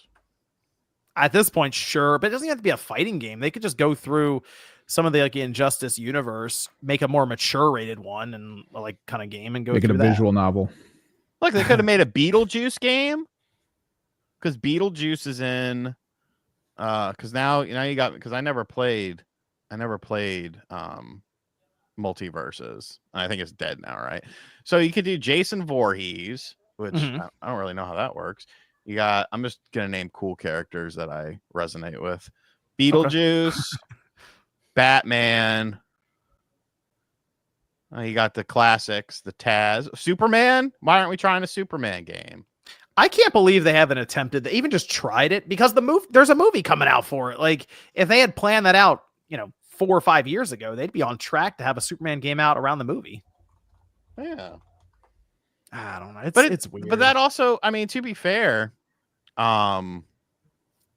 also don't really plan. It's really weird how they don't plan games around some of these movies anymore. Well, they can't. Because of development cycles. Yeah, it's hard to do. But I mean, even like Sonic the Hedgehog, like when the first Sonic movie came out, they didn't have a game alongside of it, and that always just felt so weird to me. It was like, why not? And now, of course, it's become this huge, fucking, movie. You got spinoffs and shit within it. It's making all this money, and you're still not capitalizing on like a game to kind of coincide along with it. Well, I guess the one good piece of news is that Rocksteady is now onto a single player Batman game. And I don't know if they rebooted the whole thing, the Arkham verse, after what happened with Suicide Squad, although they kind of did a bit of an out there at the end, which people play through it and see the ending, you'll see. But like they're kind of set back up to do what they want. So I feel like they just go do Batman Beyond and just do that. Something different. PSN is down, Ryan. What did you do? I don't know. Yeah, it is down. I checked the mobile app. Can't get in. Which something's going on. Some downtime. Damn it, Orange Man. What have you done now? Give it updated, I guess. It's see if it's back up before the show ends. Otherwise, Ryan might have to make an emergency video on PSN being down. Yeah, you had a good Matrix game. Path of Neo. Yeah. And I fuck everything. If people ever made I still like the first one. It was cool. Oh, the Enter the Matrix one? It was cool because it had like movie scenes shot specifically for it, and that was pretty cool. In, and it was janky, but it was the combat was funny, or just running around in the world was funny because they ran like. I mean, the best was still the Conquer's Bad Fur Day level just before the end. That was still the best Matrix. Well, Path of Neo is good, so play that.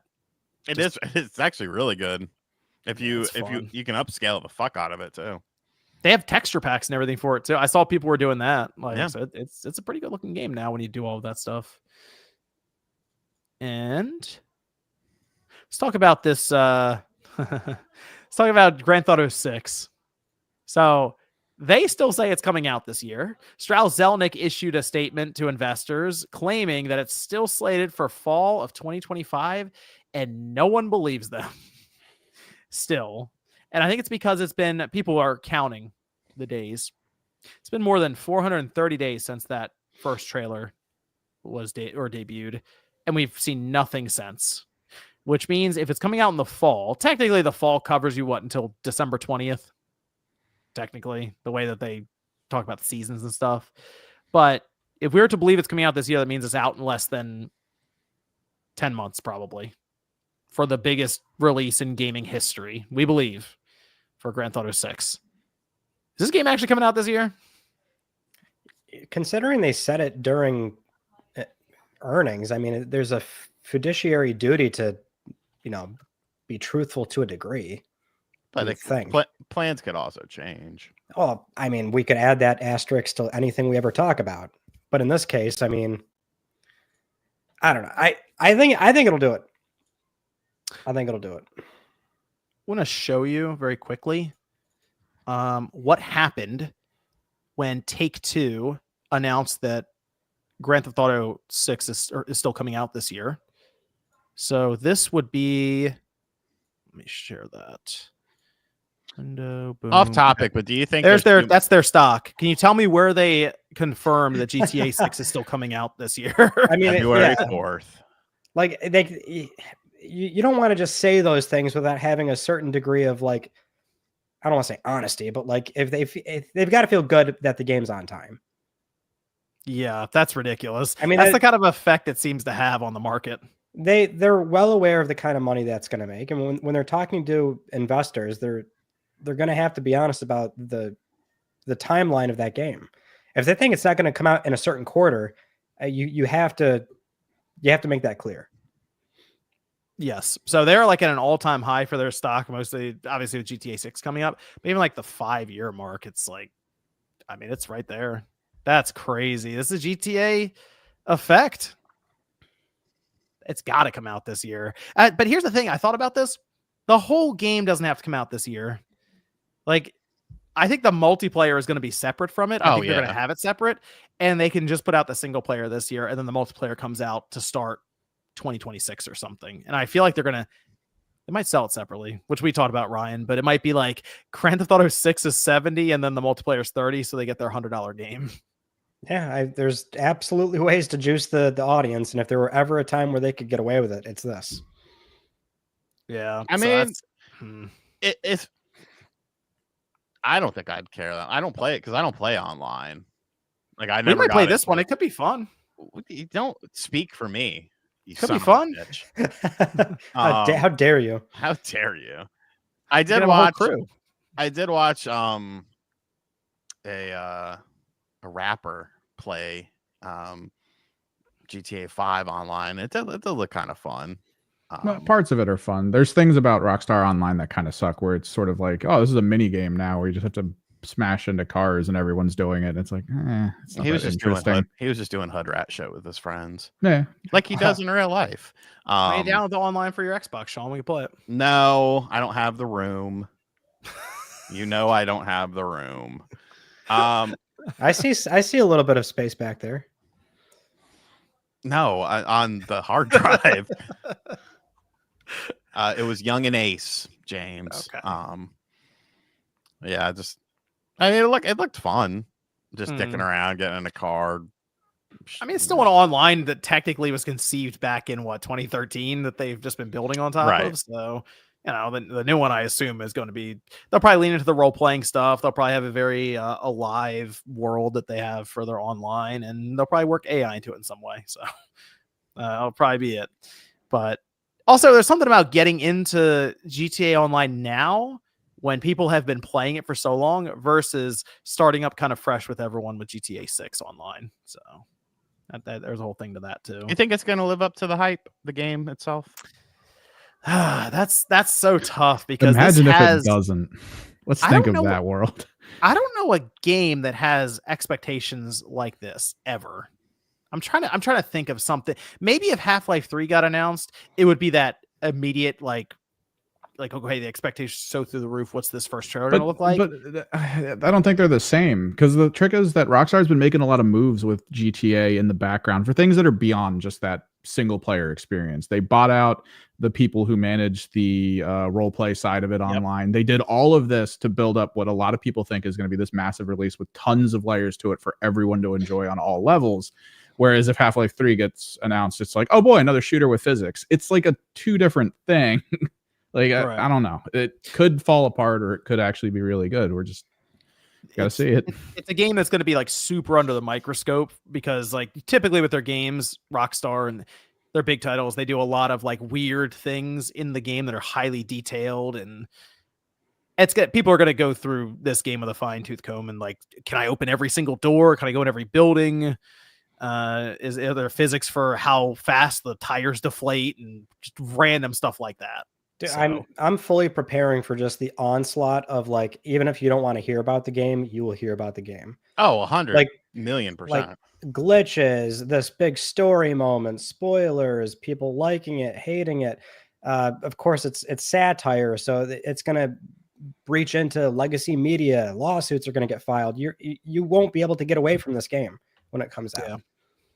It's gonna be. It'll somehow be woke and not woke enough at the same time. Yeah, exactly. 1,000%. Exactly. I can't believe this is in here. I can't believe this is in here. And then maybe the two sides will come together.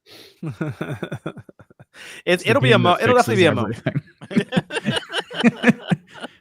It'll be a moment in gaming history. I mean, the sales will be crazy, I'm sure. It will probably move the needle for PlayStation and Xbox consoles. Just like it'll be some weird uptick late in their lives. So a lot of stuff hangs in the balance for this. And apparently a lot of publishers are waiting to see when the game's coming out before they start announcing their release dates. So they're holding all the cards right now. Midnight launches are back. Oh, I might go to that. I might do it. I think I have to, right? Think about those stores. I think I'm going to do it. 100%. Your local, if you have a GameStop, probably going to have a few hundred people out there. Yeah, I think I'll go. I think I'll actually do that for GTA 6. That'd be fun. I think there's many other games that get fucking robbed. I hope you go. You need to go to a shady location. A shady, like a Target. Let me pick where you go. Let's head over to Baltimore to pick this up. Yeah, let's go. Downtown Philly or something. For GTA 6, wouldn't that be more likely to happen if I was picking up like a PlayStation 6 or a Switch 2 or something? Honestly, the video is to go to a really shady part in Florida to pick up this game, since it is the Florida punching bag game. So. Now, there's plenty of GameStops around here in well-lit places. So there you go, Sean. Well lit. How well lit are things at 9 p.m.? It's just the one street post. Just one's kind of near like a movie theater, so there's already a lot of traffic there anyway with like the big street lights and stuff. So yeah, but and one's at a mall. The theater wouldn't have traffic though, because the traffic would be at the store to buy the game. I mean, some movies go late, don't they? But people wouldn't go there. Rob. See, that's why they would rob you, because you pull up in the Tesla, you'd get out, you get your GTA. Sean, I don't even think robbers would be there because they'd be in line. Yeah, everyone's gonna buy this game. Everybody's buying this. I gotta be real with Ryan. One of the things that Evan and I realized, like early on, in the area, a lot of the gang members and stuff would just shop at the video game store that we worked at. So they'd always come in and be real cool and like polite and everything, because that's where they spent their money on games. Neighbors' windows would get shot in, not ours. Not ours. Or something like bricks went through windows and we're like, oh man, they're in trouble with somebody, but not us, because then they show up like people. The friggin' letter in the window of the Mexican place down the way that said, "We know what you did." I mean, you were the pusher man though. You had the product that they needed. You had to use the pusher.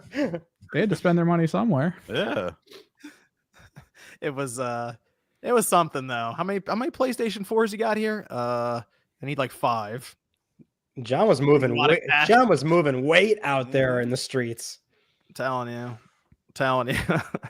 It was something else back then. You're right though, Evan. There must have been some craziness happening there that we just weren't aware of, because Windows would actually get like bashed in more than you'd think, and it never happened to us. I went back there after it closed, and I had someone in the parking lot chase me down with an elderly lady in a wheelchair screaming, "Do you got any money for healthcare?" I was like, "What the fuck is this?" I just booked it. Interesting times. That feels like that was a lifetime ago now. That was like, gosh, this was pre-pandemic. Oh yeah, years before that even. Well, that's GTA 6. We'll see. Oh, we also had the new Battlefield game that was shown. I wanted to bring this up because I know that Sean, you've been down on Battlefield. That one you made us play was Bad terrible. Company 2 because you made us play some shitty one, and I wasn't the only one who hated it. Everyone hated it. It's 2042. Everyone hated it.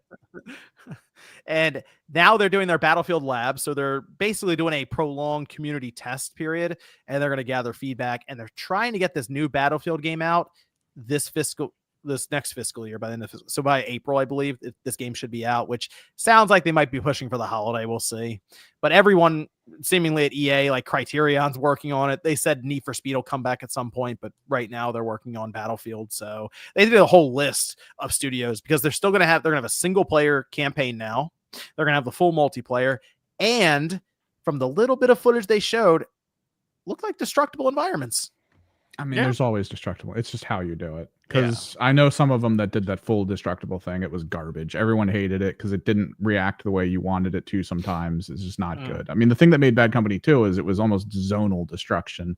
It was done in a way that was a grid, which meant it was more manageable for people to know how to get into walls and stuff by blowing away certain parts of it. So, was that your favorite Battlefield, Evan? Mostly, yeah, mechanically. I mean, I played 2042 for a while. I mean, after you guys stopped playing it and they did all their updates, it mechanically was okay. There's definitely still some parts to it that kind of felt like crap, but it was okay. I mean, the gameplay they showed, they had the building that looked like it was about to come down after they fired like an RPG at it. Oh, yeah. So if they get to the point where somebody's camping and you go, you know what? I'm just taking that whole building down. Okay, now we're back. That's what I'd be looking for. But they're always known for showing off like the best part of it. And it doesn't always hit that way because like 2042, you could destroy walls. You could drive a tank into a building. The thing we did in Bad Company was we could bring the whole building down because if you blew away enough parts of the support, it would all collapse, which they took out for some reason. It's still where we were playing the Xbox 360 version. And at one point, I think a couple of us were it was either a little house or maybe it was like a 2-story building. And we were just in there and all of a sudden the whole thing came down on us and killed all of us. And it was crazy. I think that was the Xbox 360 days, but that felt like the most complete Battlefield experience in a while that we played right there. And then they shut the servers down when we were having fun. Having too much fun. I cautiously optimistic. You're right. They do dress up their early marketing and campaign and trailers and stuff. So we'll see how it. I mean, people are going to be playing it. No, yeah, people will play it, but that's the problem. Initial release of most Battlefield games, especially after Bad Company, is disconnects. That's the biggest issue. Disconnects and bad servers. I mean, if you can't play online, that's the worst taste you're going to have for that game, and you might not even come back. So if they screw up their release, like 90% of big online titles do, it's not going to be that good. We'll see. I mean, they're going to be testing it all I guess all year.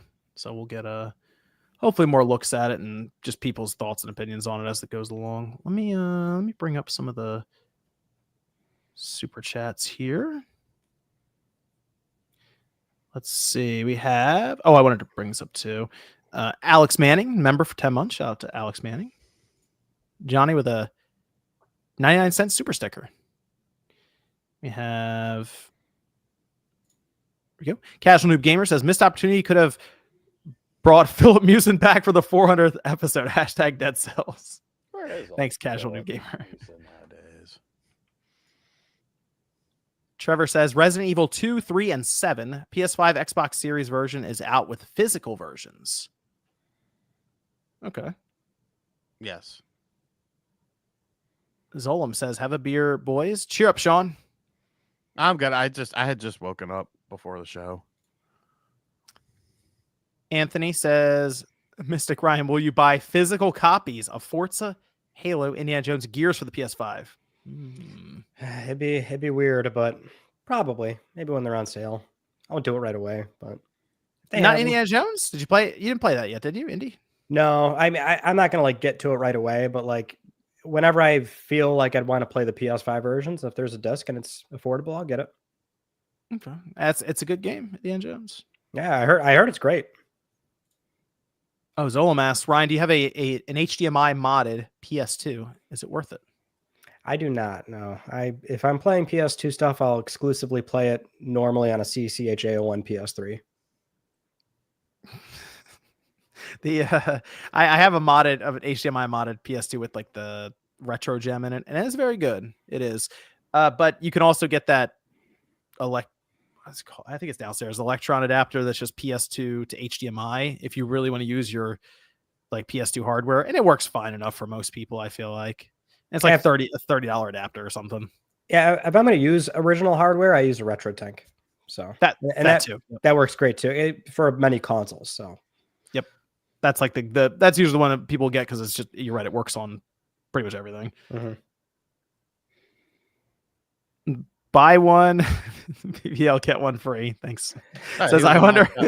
Good guy. I wonder how if I 6 OG Switch Joy-Cons will work on the Switch 2, or will they be a paperweight? But the bigger question is if the new Mario Kart will have 24-player split screen. Do you remember the 8-player split screen and virtual racing for Switch? That was crazy enough. That was ridiculous on like because you could do it on like in handheld mode or on tabletop mode. It looks so bad, so weird. 6 OG Switch Joy-Cons. I'd be shocked if they worked on the new Switch. Although maybe backwards compatible they could. I think some stuff it will, but most stuff no. Oh yeah, what okay, so let's say they have 24-player in Mario Kart. Do you think they're just going to cap it at 4-player split screen, or do you think they'll do something weird like 8-player split screen? 6. I don't know. 6-player. 6. We could do 6. Okay. 6 isn't terrible. Widescreen, yeah. Fairbank says I own Series X and PS4. Oh, is an upgrade to PS5 worth it? Series X and PS4. I think so. Basically going from PS4. Yeah, PS4 is an upgrade to PS5. Yeah, over your PS4, I'd say so at this point, because we're so many years in a generation. Sony seems to be kind of moving away from it, as we talked about in Click R3 with the PlayStation Essential tier. They already mentioned that for 2026. I think so. I mean, honestly, going from the hard drive to the SSD is a significant difference, and you don't notice it unless you have them side by side, or if you go right now from the PS5 to the PS4, you will notice it navigating around, opening stuff, loading in games. Is that really significant, though? I feel like people now have kind of taken it for granted. Like the loading screens disappearing, we've just gotten used to it. And like, if you go back and play some games now and you get hit with a minute-long load screen, you're like, oh, what is it stuck? What happened? Like, it's weird. Whereas a lot of the games now, they don't even have load screens for most of the transitions. So it's a pretty big quality of life that we don't really think too much about anymore. I will die on this hill. I think these consoles were off to a great start with just quality of life improvements. All right. Hey, we're about to see that. I think with the Switch 2, they're going to do the same thing. There you go. We'll look back at the Switch 1, try to play a game, and it'll hit us with the 1.5-minute load time. Be like, where do we go wrong? What happened? Jorge says, over 1.3 billion units of software sales on Switch should end the issue that third-party games can't sell on a Nintendo system. How many of those software units were third-party, though? Yeah. They definitely sold a lot of first-party, I will tell you that. They went 72 different titles, sold over 1 million copies on the Switch or something like that. Something crazy. Yeah, because the vast majority of those, I believe, are first-party. Yeah, if the system has a cult-like following for the first-party and nothing else, then people will stop caring. Zoop says Kirby prefers targeting old hardware. Well, Kirby gets what he wants. Shout out to Medallion again. West Hill says Cat is the GOAT. Not wrong. This Shas says I hear some of you from VA close to Tyson's. I'm not from Virginia. Virginia. Virginia's for lovers. Oh. Thanks, Liza. Classic cuck chair joke. Straw hat gave me sits on the hotel black chair. Thanks, Liza Phil. This is Brian says, think we'll see Tiberian's Son on Switch 2, Sean. Hopefully. I'm all for any Command and Conquer getting. I mean, they did the fucking HD remake of the first one and just left it on PC. What are you doing? Seems like a good time to make the move now with the mouse. Makes sense. Caps says, hey guys, I watch all your videos daily. Thank you. Caps Paranormal. Trevor says, what's going to happen with all the booster course pass courses when the servers get shut down for Mario Kart 8 Deluxe? Are they going to sell MK8 Super DX to us next to with all the content. Now as a Switch 2 release. Now you're using that old noodle on the cartridge. Oh man. Pickle says, I hope with Nintendo's post about Wario Land 4 blowing up on Twitter for just an NSO game, a new game for Switch 2 is in the making. For Wario? It's been a bit. Like for that specifically Wario Land, yeah. He's due. That Wario World. You just leave that behind. It's his world and we're just living in it. New Wario Land game though. I feel like that could work. I know I mentioned the 2D stuff is like a bit more difficult to put out there now because people people assign that lower value to it, when they see the 2D game immediately and they're like, should this be 60 or 70? But Nintendo will play around most likely with a $70 top price, I believe, then going into next gen. Maybe they could get this at like a 50 or 60 and it'd be like, okay, well, it's not 70. Do you think everyone's ready for like a Mario Odyssey level of Wario? Oh God! Please, like playing off that Wario World from the GameCube, going big with it. You got to make it so it does seem very different, I assume, for Mario. But with Wario, they could do they could do the costume change stuff. They could do where he feels much, much heavier than Mario, so he's not jumping around like crazy like that, bashing through stuff. You could do it. See, Alec Porter. Shout out to Alec Porter, new member. Brian says, I think the optical sensor could be used with accessories as well. One example, a fishing rod that can use the optical sensor for detecting reeling. Sega Bass Fishing coming back. Oh, see, that's the thing. We're going to get a lot of accessories for this, but I get what you're saying where you have like the attachment for it, and as you spin the reel, it covers up or moves the near the IR sensor so it can detect it moving. That's kind of interesting. I think we're going to see all kinds of accessories for this. Oh, yeah, there's going to be all types of crap.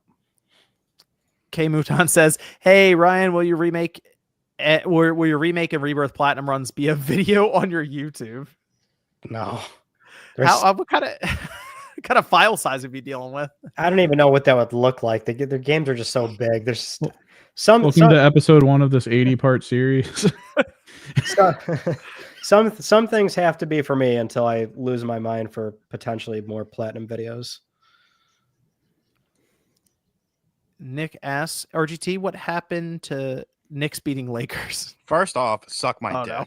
Second off, fuck the Lakers and fuck Adam Silver for clearly orchestrating all of their deals and all of their trades so that LeBron gets his little fucking farewell tour and he gets to go out with Luka, the passing of the torch. It's so fucking obvious.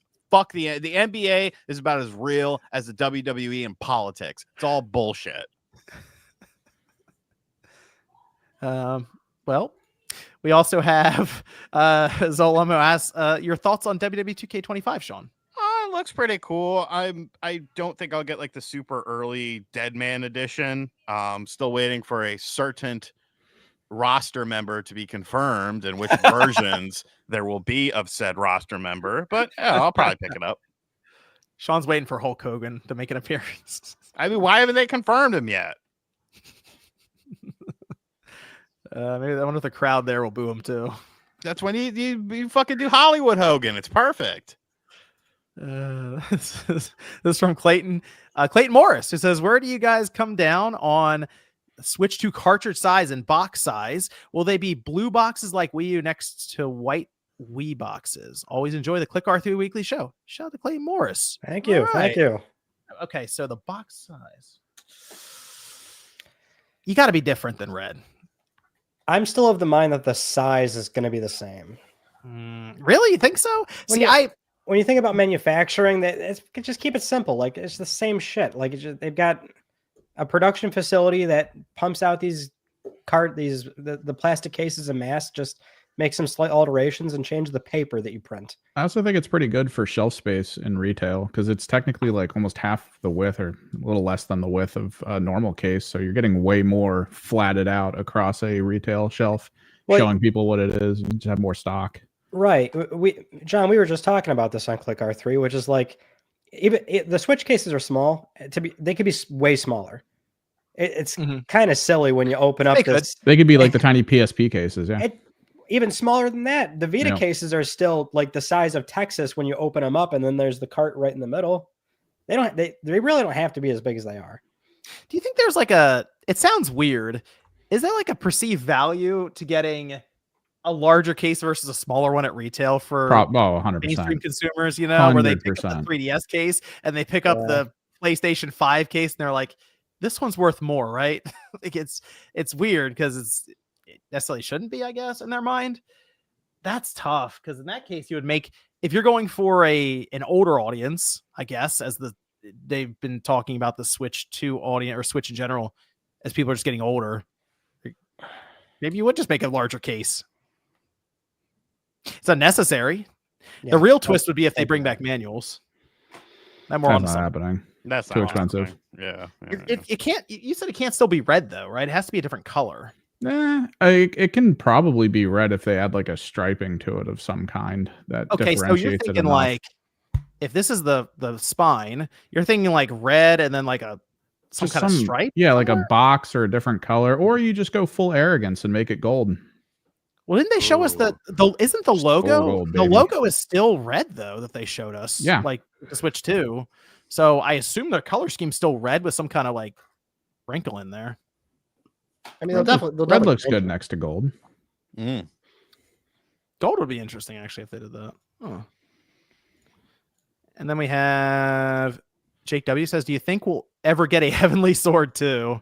No. Now we're talking. Although what's crazy? I'd actually say you'd get a PS Productions thing before another game. Okay, yeah, I can see that. Like a streaming series or maybe not. I don't know, maybe a movie. I mean, they seem so much like way more open to like doing TV and film, but like a game, no, not happening. Well, it's more predictable, I assume, because you don't have to bring together a whole like a bunch of developers within Sony to do it, or even try to section it off to some other studio. In this case, you just make the series, and most likely it's being funded by Amazon or Netflix or Max or whoever wants to just put the money up for it. You just lend them the IP while they do it. Why is everyone trying to push Sean's buttons? Sly says, Sean, thoughts on the Luka Doncic trade situation? I think Adam Silver is a terrorist. The man sits there and cries about, ratings are down. Maybe we should make games shorter. Maybe we should make 10-minute quarters. You know, David Stern is rolling over in his grave, because if David Stern would have saw that trade, he would have told him to fuck off, like he did with the whole CP3 to the Lakers and Kobe thing. He said, no, you're not doing that shit. And it was beautiful. Adam Silver is a greedy fuck. He's ruined the game. He ruined the fucking, what is this all-star? Why are there 4 fucking all-star teams? Why I don't understand any of this. This is all stupid. You're ruining the game. Your refs all suck ass. They don't know if you could, some games you could fucking elbow a motherfucker in the face. Some games you can't. Some teams can play harder than other teams. Houston can play a lot harder than another team can. Why is it? Why is there no consistency? You're ruining the game, Adam Silver. You know what ups viewership? Bring fighting back, just like hockey. You got all these fucking bets going on now. DraftKings, fucking all these fuckers. I had DraftKings hit me up today. I told them no. Actually, I forgot to tell them no, but I'm going to tell them no right now. Are you going to tell them no with not this, but maybe more? Has got Sean all worked up. I'm saying it right now. No thanks. I was hit up about a DraftKings spot. No thanks. They are ruining basketball. I'm a man of integrity. God damn it. This is the result of Sean not having an outlet online on any of his channels, because when he mentions Knicks, he realizes he has to move on immediately from it in any of his videos. Yeah. This is what Do you think when Sean's channel slowly dies off, he'll start doing that like on the road outside of his house? Like he'll just be standing in the street screaming these things. No, I need to link up with the awful coaching guy. Oh. Awful coaching is the fucking man. He was doing a stream and like live reacting to a game, and people in the chat. He's probably like a dude in his 30s, balding, and he just screams about basketball and how nobody can like coach and why defense sucks. And people were like saying, "Oh, your audio sucks." I don't give a fuck about the audio. I don't give a fuck about this light. Like it's so funny. If you have any sort of inkling of basketball enjoyment, you need to watch Awful Coaching. He's the funniest fucking guy. Sean, we've got more important matters to discuss. I will do that. Victor Perez, yes. RGT should join John and Ryan the Click R3 podcast when Delta releases. He asked for RTG, so we have to figure out who that is. Delta is apparently coming out in August, which we'll probably end up talking about because it's at the State of Play, I assume, next week. So I'm sure we'll be covering that then. But yeah, that would be actually pretty cool. We can all, I'm sure, go through it relatively quick. Like, not like speed run it, but at a brisk pace. And then we can talk about it in Click R3. Sean can show up and explain to us what he likes and dislikes about it compared to MGS3, which he was really into. I can't imagine there being a difference that I wouldn't like. I mean, it's the same fucking game. Yeah, it looks pretty much, well, not the same exactly, obviously, but like, yeah, it looks like they're following the formula. Jorge asked what the difference is between betting on football and basketball. Oh, please. It's the same fucking thing. Basketball football is just as corrupt as basketball. I mean, look at your fucking Super Bowl matchup. Little butt plug Mahomes there.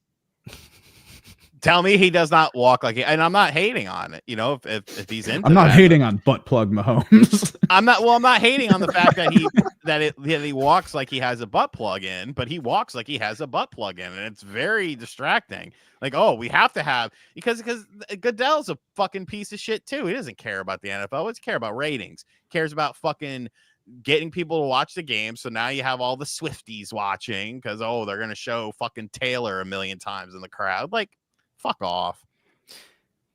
Well, let me go around here as we finish up. We start with Ryan. Where can everyone find you, sir? What do you got coming up? Over on YouTube at Mystic Ryan, covering the world of PlayStation every Friday. This coming Tuesday, I don't actually know what I'm going to upload, so it's a little bit of a wild card thing. I'll tell you this, Ryan. You want to keep an eye on the channel. Keep an eye on the channel. I got something cooking up. I believe I know what you're referring to. It'll be very interesting. Yeah. No, it's different. It's different. Something PS2 related. Probably something dumb. Cooking up. All right, I'll be fascinated to see what that is. Certain OS that we've never had before, and now we do. Okay, interesting. Putting Steam OS on a PS2. No. let me go over to Sean. Where can I find you, sir? Find me on RGT85.